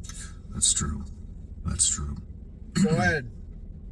You know, you Call were up Valhalla. Throw hands something with that it. I forgot Find to out. bring up with the hand and arm signal type stuff is that it looked, you know, there was a lot of chatter on the internet that you took, some, I believe it was a female that handed you something. Handed me something? On camera. I believe it was you. Did anybody hand you anything? No.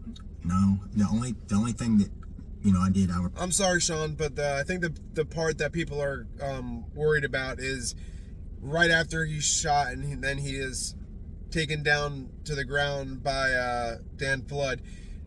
There's a guy that hops over the table, pulls something off of Charlie, hands it to a guy that's standing off to the side, and he dips. That's what we're talking about. remember before Charlie was shot, in my area, I saw a little American flag on the ground, and people were just walking around it like it was nothing. And I just walked over and picked it up and put it in my pocket.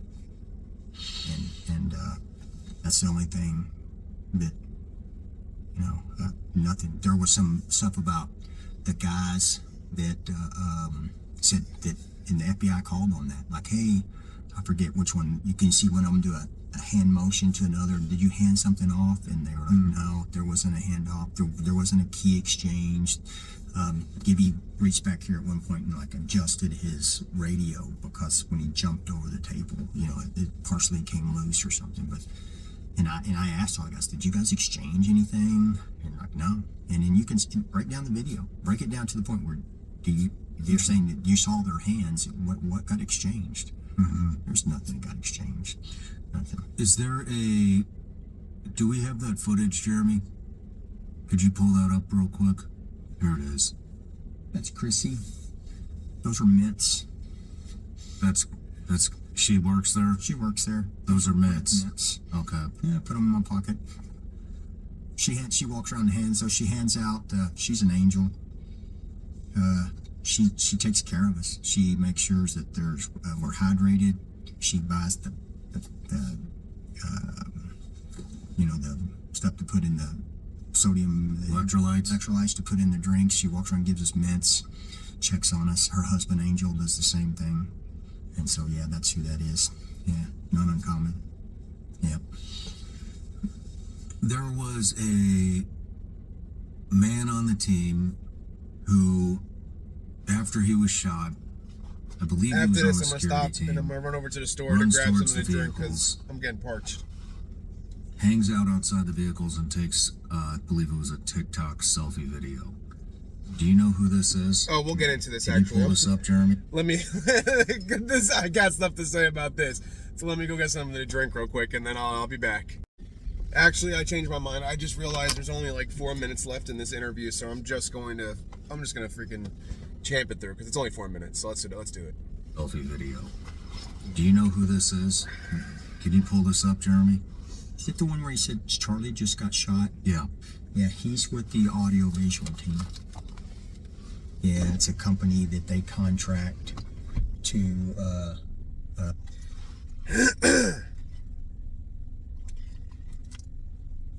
This gentleman that they're talking about did a few fucking weird things, more than just where's my notes? I'm sorry, that's what I'm reaching for. That's what I'm reaching for, if I can get it out without freaking tearing the notepad, and I think I just tore the back off the notepad. That's quite alright. Okay. This gentleman's name is Terrell Farnsworth. And if you watched Baron Coleman's episode last night, which I may put in, you know what, I'll put in the clip that he goes over. Yeah, that's right, because I said that I was going to put in the charred hands part. He's a quite strange acting individual involved in this. multiple roles that he played that were fucking weird. But if we want to start from the beginning of the event, let's do so. Let me spark up real quick.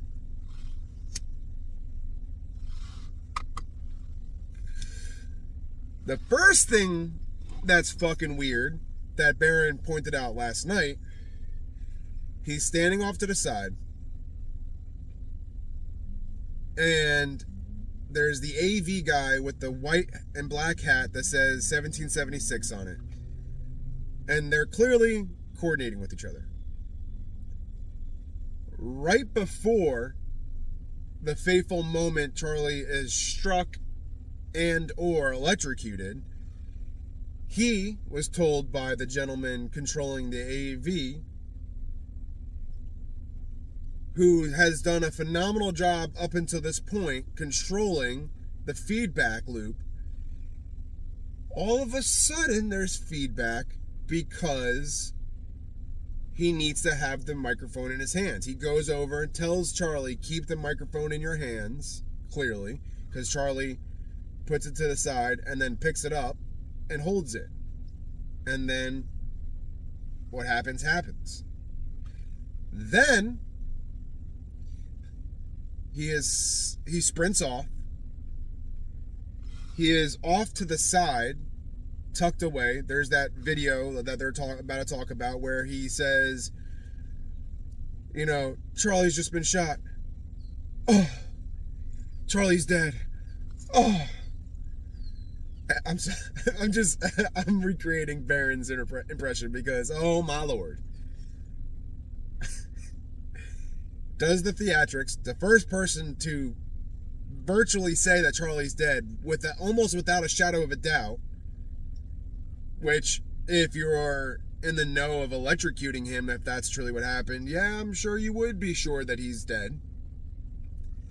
Then, after taking the video and they leave, scurries back over, there's video of this, pulls the chair that he's sitting on, tampering with evidence, climbs upon the chair, and pulls down the camera.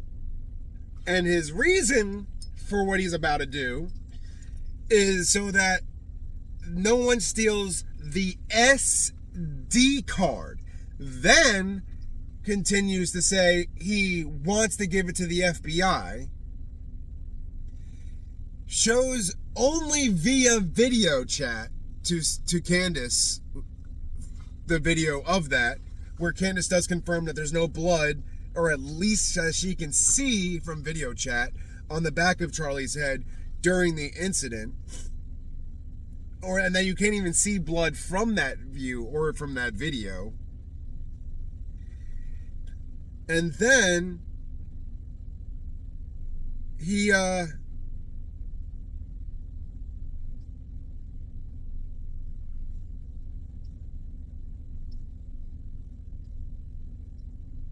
I'll tell you what I'm thinking in a second. I'm just going to continue what I'm talking about. Continues to refuse to give her the video, but leaves the camera there, which is way more expensive than the SD card. Hold on. Then, so that's that. And then when Candace is talking to him, says, he doesn't even post the video that he records. It's almost like his quick alibi. FYI. So that's fucking weird. So let's finish this video, because I know the person that's just called me is going to call me again if I don't. So let's get this going. Shoot the footage. It's also the one, he's the guy that went up and there he is right here. Yep. Oh yeah, before I forget my thought, what I was thinking was I gotta go look back over a couple of the pictures. I'm wondering if there's, I don't know. I was gonna say maybe the videos that we saw of the shooting was edited videos and the blood never really came out. in real life, and that the videos that everybody saw on the internet were doctored videos to show a blood coming out, which would explain why 30-06 wouldn't be the weapon, and in real life he was only electrocuted and there was no blood. But we'll see, because Baron Coleman's going to talk about the extra picture that McClintock sent, and McClintock sounds like a good faith person, so I don't know. That we'll come back to that in a later time when we have more information. Yep. But it would explain. They just shot Charlie. Hold on. Which will explain why no one's allowed to talk about it or release video. I can tell you. He's the one that, if you see him, he's the one that's running the cameras. Okay. Yeah, he's the audio-visual team guy that's running the cameras. He's also the one that they said that he was hiding footage or whatever, that he turned over all that footage to the FBI. So, he did. So this is also the guy that, or was that a security guy? If you look after the event, so he goes to the camera that was behind Charlie, pulls the camera down. Same guy. Looks like he pulls the SD card out. Same guy. And that footage is in the hands of the FBI. Correct. Wasn't deleted, wasn't erased. He actually works for the company called VI, and they do their contract AV video people, and so he's not a security guy. He works for the security. Sorry, I'm just responding to a text message so that we don't get interrupted, so I can finish this. Yeah, and so I don't understand, and it's not for me to try to understand that part, like the getting on the phone or that. I don't understand that, and you see it a lot nowadays. Tragic things happen. Yeah. Shootouts, and people pull their phones out instead of running, and so I don't understand that. Alibi. That's for him to explain, not me. I know he doesn't work for us, but I also know from seeing some of the stuff that he's the same guy that took down the cameras, and people are like, "What's going on here?" You know, and I'm like, "Well, that's a legitimate ask. That's a legitimate." I think that too. I don't think that's a legitimate ask. Hey, and where did that go? And he was interviewed and asked and answered in FBI, and that was all turned over because I asked that question. I got into the back. Don't worry, not literally. These are the questions that are running rampant on the internet, by the way. So here's, I'm just going to do quick fire here. Did you see any signs of internal leaks or betrayals within TP USA or the security team that could have facilitated the attack? No. I don't. And here's my deal. That's our job, right? And so if they have some stuff going on inside corporate headquarters, that would be unknown to us anyway. And then we're the contractor, the security contractor, which is our team. And then so that direction comes from Dan, and then it comes to us. And nothing that would make me believe that, hey, something's afoot here. So sometimes I wish, not wish, it's like, hey, if that was happening, that would be an easier attribution. But I would say this, hey, if you're going to make that claim, you better be able to back it up with the truth. Because we're talking about allegations that you're making that people are conspiracy or part of a murder. We're not talking about cheating in a video game or a hand of cards. And so if somebody were to say, one of my guys or an employee, hey, you were part of this murder and you helped conspire, then I would say, I need you to tell me why you said that right now. A definitive why not now. Not, it's a possibility. Yeah. And if you do, let me hear it. But it better be the truth. And if it's not, there's consequence. Yeah. And so, and that's why there's punishments for that stuff like that. Well, do I have faith in the system? I'm seeing a lot of guilty people walk free because they had money, right? And so I know the system is broken, but you've been around the world. Man, every time I come home from someplace bad,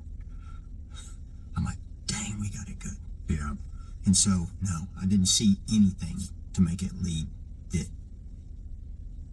that came from the inside. Okay.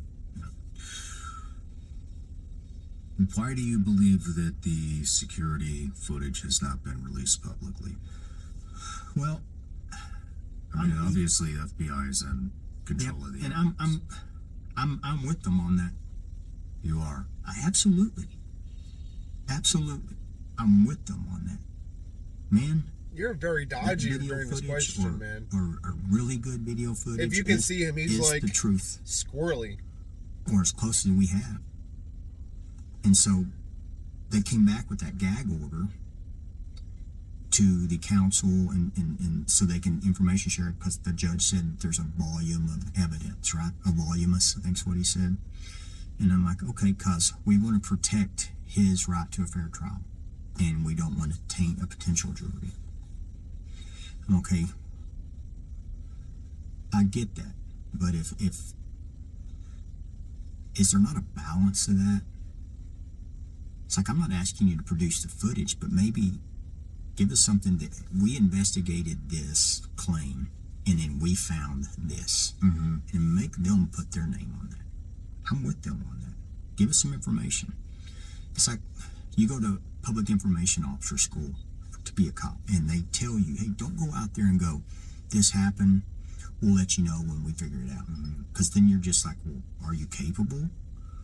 Do you know what you're doing? Are you hiding something from us? Yeah.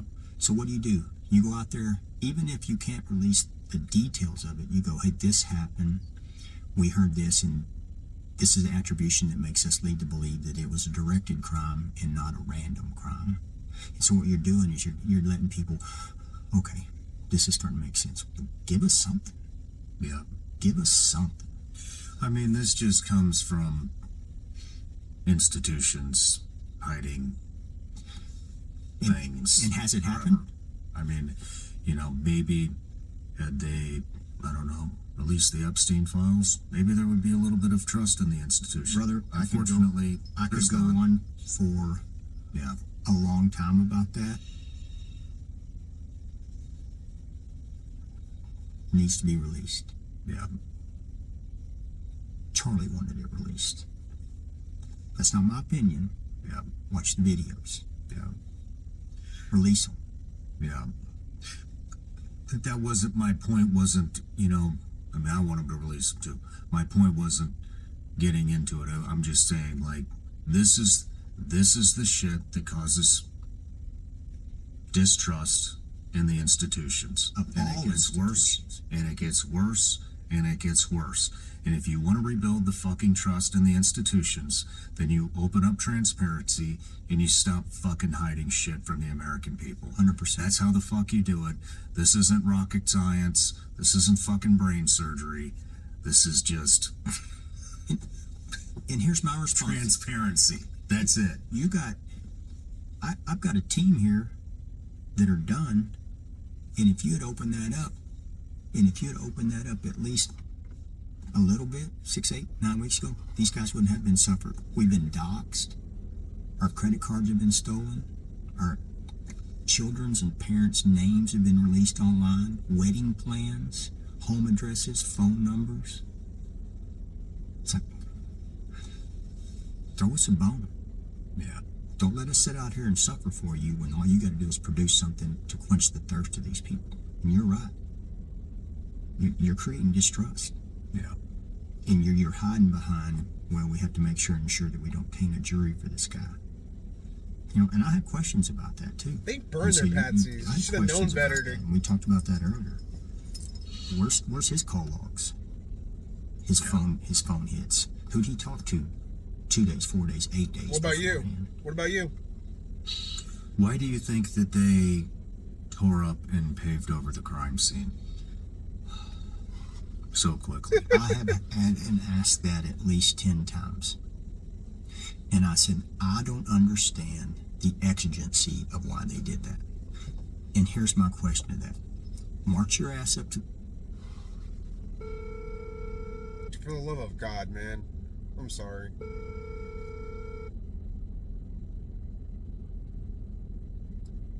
You march your ass up to that school tomorrow and file a FOIA and say, hey, you're a public institution.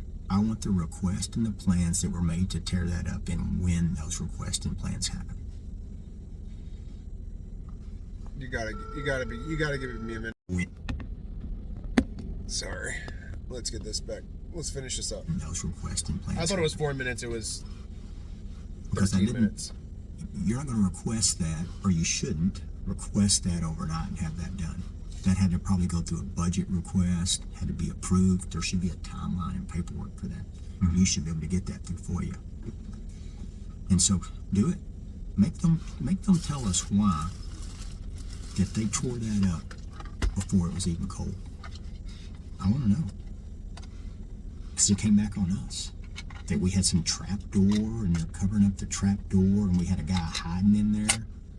Okay, that's actually my next. Yeah, that's probably because when the people that are really planning when it comes to operations, especially stuff like assassinations, the people who want this job done and plan this job have all of the information. The patsies, as such as possibly yourself, are not going to have all the information for a few reasons. One, if all your patsies and moving parts of something highly illegal as this know everything, one person goes down, they all go fucking down. You're only going to know your role, bud. Sorry. You're going to only know your role. So all the other moving parts, they only know their roles. So yeah, next time, don't be a part of an assassination, dickhead. I didn't hear about there was somebody hiding in the trap door. A gun was hiding or something. Or there was a trap door or something. Was there a trap door in a tunnel system? No. There was not. No. So, school, why'd you tear it up? Why did you tear it up? What was the exigency to tear up something that still people would... Did you not think that through? Like, hey, we might want to put a hold on that. This might induce questions to us. And it didn't. Nobody went back and asked questions to the school or said, hey, well, let's do a FOIA and do some back digging on that. That's not protected under this evidentiary gag order. Mm-hmm. Now let's just blame the security team, because that's the easy way. Go do the FOIA. You know, I mean, back to the exit wound thing. You know, I mean, because we're talking about the tearing up of the crime scene and everybody's wanting them to find the bullet. I mean, if the bullet hit any bone at all, there is no bullet. It's just fragmentation. Great point. And that was discussed already. And if there was no exit wound in the autopsy, though, there should be. I mean, if there was no exit wound, then there should be fragmentation of the bullet would have fragmented into who knows how many pieces. The doctor, and again, this is not a non-disclosure violation, but the doctor came out there and told us. And then they also told Chief of Staff. So the bullet came in and hit the vertebra. So it came in and then tore up everything in the wound cavity, hit the vertebra, crushed it, shattered it, turned, crushed the second one, turned, kept going down all the way. I think they said C6. Holy shit. Yeah, it's like, why not put that info out? Why not put it out? And then why wouldn't they put that out? Then if do me a favor, don't make me do it. It's not my job. And so then it got to here, and you're exactly right. And then hit, I think, 6, and then fragged. And so, explanation 101. What are you hiding? Yeah, it's like I'm sitting back here when people are saying we bombed him, or there's that wound. I'm like, hey, if somebody would, from an official capacity, would just release that. And I don't see how that could jeopardize a fair trial for a guy. And or somebody called the doctor. Somebody just called him.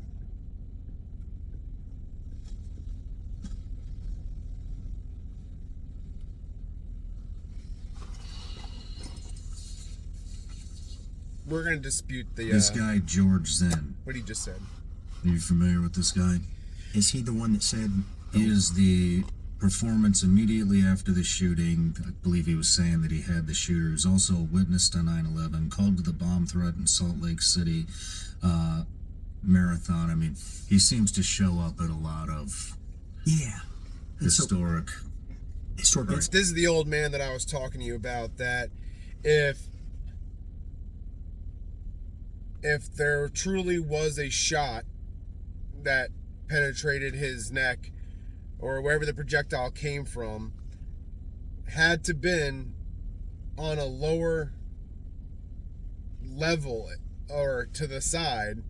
If George Zinn was on the opposite over here, on the opposite side of the crowd of where there was an open wound in Charlie's neck, I'm telling you, look over there, because that guy's clearly involved in some way.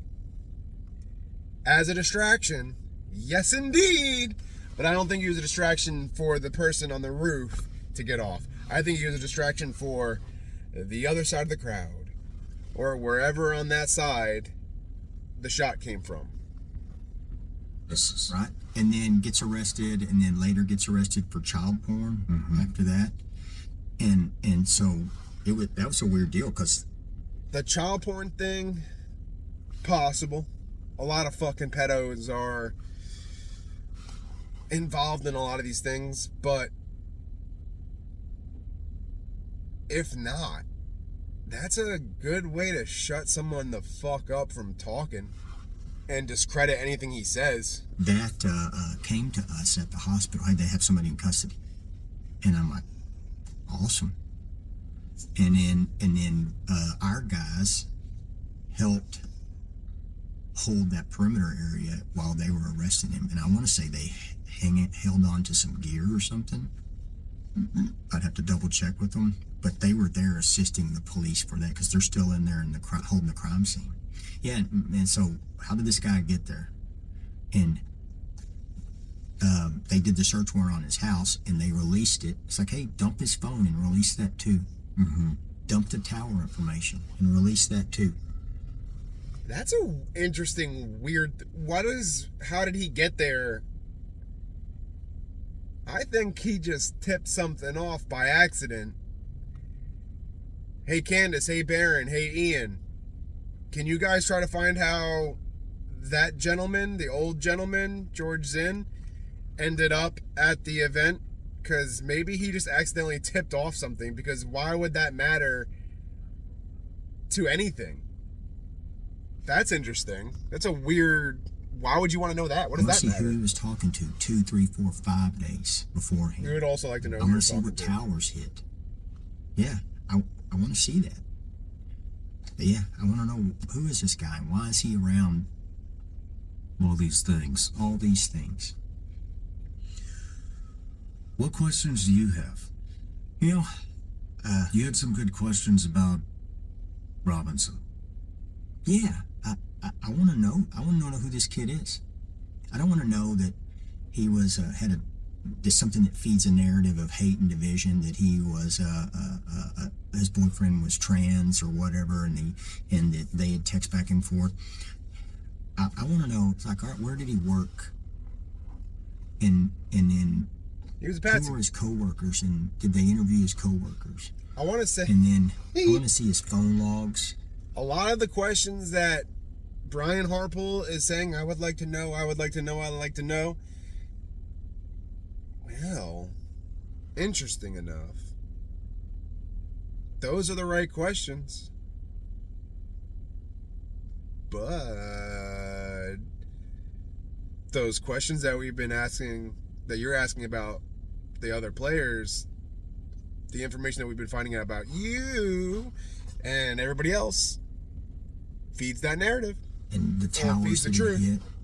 I want to interview his friends, and did he have any help? They said, oh, well, we have DNA on the rifle, and I want all that information.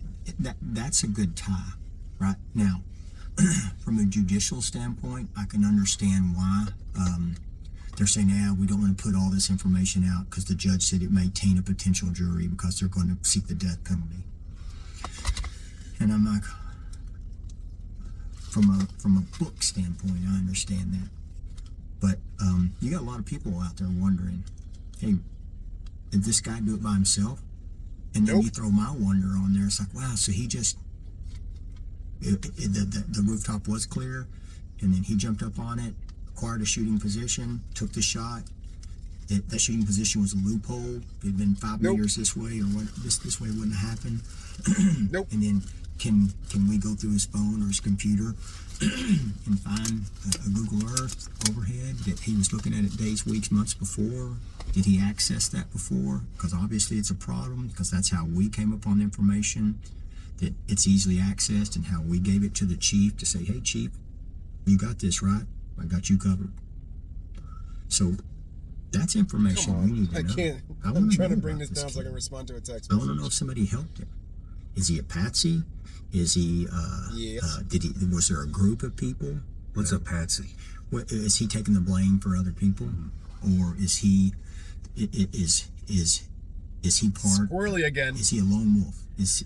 But then we all thought Timothy McVeigh was a lone wolf too, right? Mm-hmm. And then we come to find out, nah, people knew about it. He had assistance. Even if it was assistance of, we knew you were going to do something, and then we didn't say something. So, yeah, I have questions to him. We have questions to you, and this is too. horrible. Better questions than this. I have questions to his father. Aren't they saying that he took the rifle apart with a flathead screwdriver? It's a big one I want to know. And it's like, I know there's footage out there, and I don't know what to believe, and how it got down. It's like, all right, how did I want to know that. How did the rifle get from the roof to where they found it? That's a big one.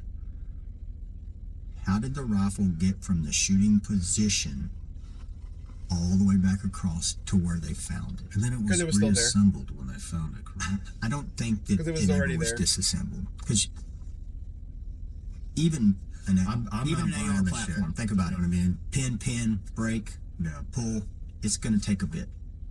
That's a bolt gun. Mm-hmm.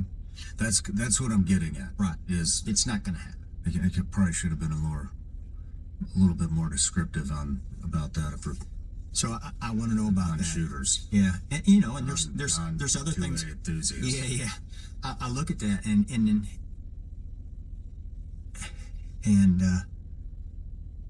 I look at a lot of things that are going on at Turning Point, and because I saw, man, I've seen people say that Erica was involved in it, his wife. I've done a lot of death notifications where I had to tell kids that their parents were dead, or their parents that their kids were dead, and I know what pain looks and sounds like. I wake up screaming sometimes, thinking of kids' faces. The words that came out of her mouth and how they came out when she walked in that room and saw him, you don't want to hear that. She's the victim. That's her husband. And now people without any proof are saying that she was a part of killing him. Come on, man. The main people investigating this stayed away from that until more came out, and then that we allow when there might be some sort of evidence. Platforms. Candace, Ian, Baron, everybody advocated for her. It wasn't until that there was a possible person added to this where Erica said, stop. Only until then. Erica wasn't on anybody's radar until there was a possible link to her. Now, I already posted that video. Allow it. It's like, it goes against everything that we are.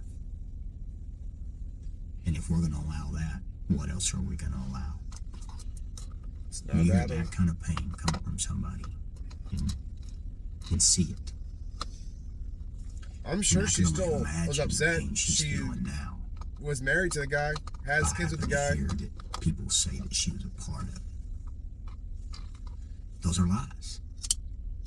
And so We'll see. that, I hope so, but we'll see. And so we have that organization. It's got this huge power vacuum going on now, and I'm sure it's affecting it. It's affected me, and so that's an organization with a lot of great people in it, doing good things, you know. And so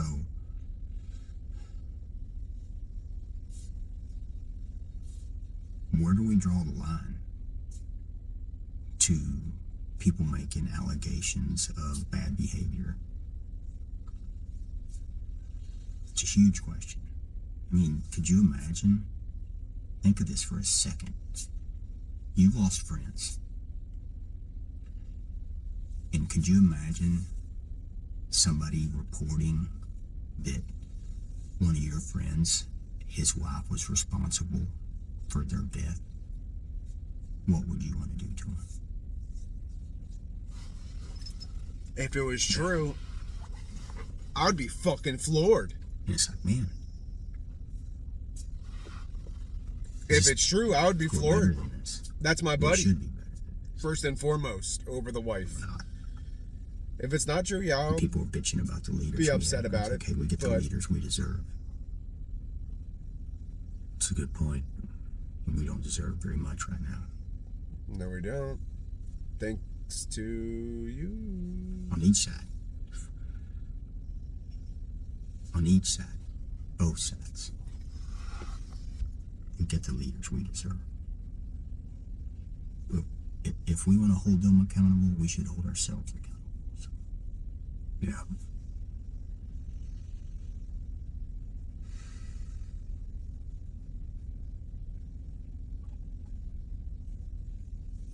I would really like to know what Are Shawn's. there any other questions you have? No. I just, I mean, I appreciate you. You let me. I would really come like to on. know Shawn's point of view after When this I- when interview. I got that phone call. I was like, That's what I want to know. wow. I mean, I've seen the 'Cause I people like that Shawn. have come here, But and I would like to know Don what Graves. his thoughts were he's from he that sat interview. here, right? That's Eddie Penny, Ben Carson. It's like, man, I don't deserve this. So, It's a lot of humility in this room, man. should be thankful for that. You deserve to be here just like everybody else. God bless you, brother. Thank you. Okay, so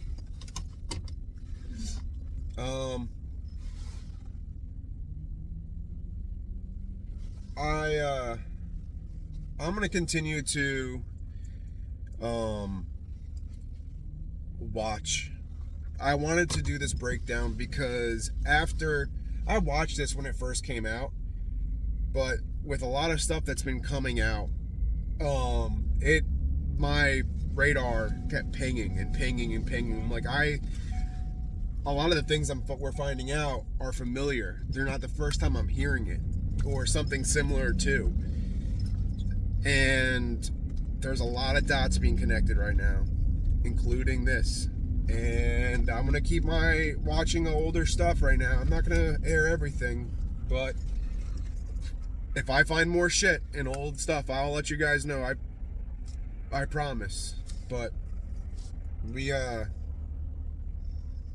there's a lot tracking back to that interview. With all the info that we're finding out, a lot tracking back to that interview. So with that being said, stay free, everybody. And as Candace says, we don't know, but we know. And I like to keep adding to that. And we need to let them fucking know that we know. And that we won't keep letting it happen. So, stay free, everybody. Until the next one.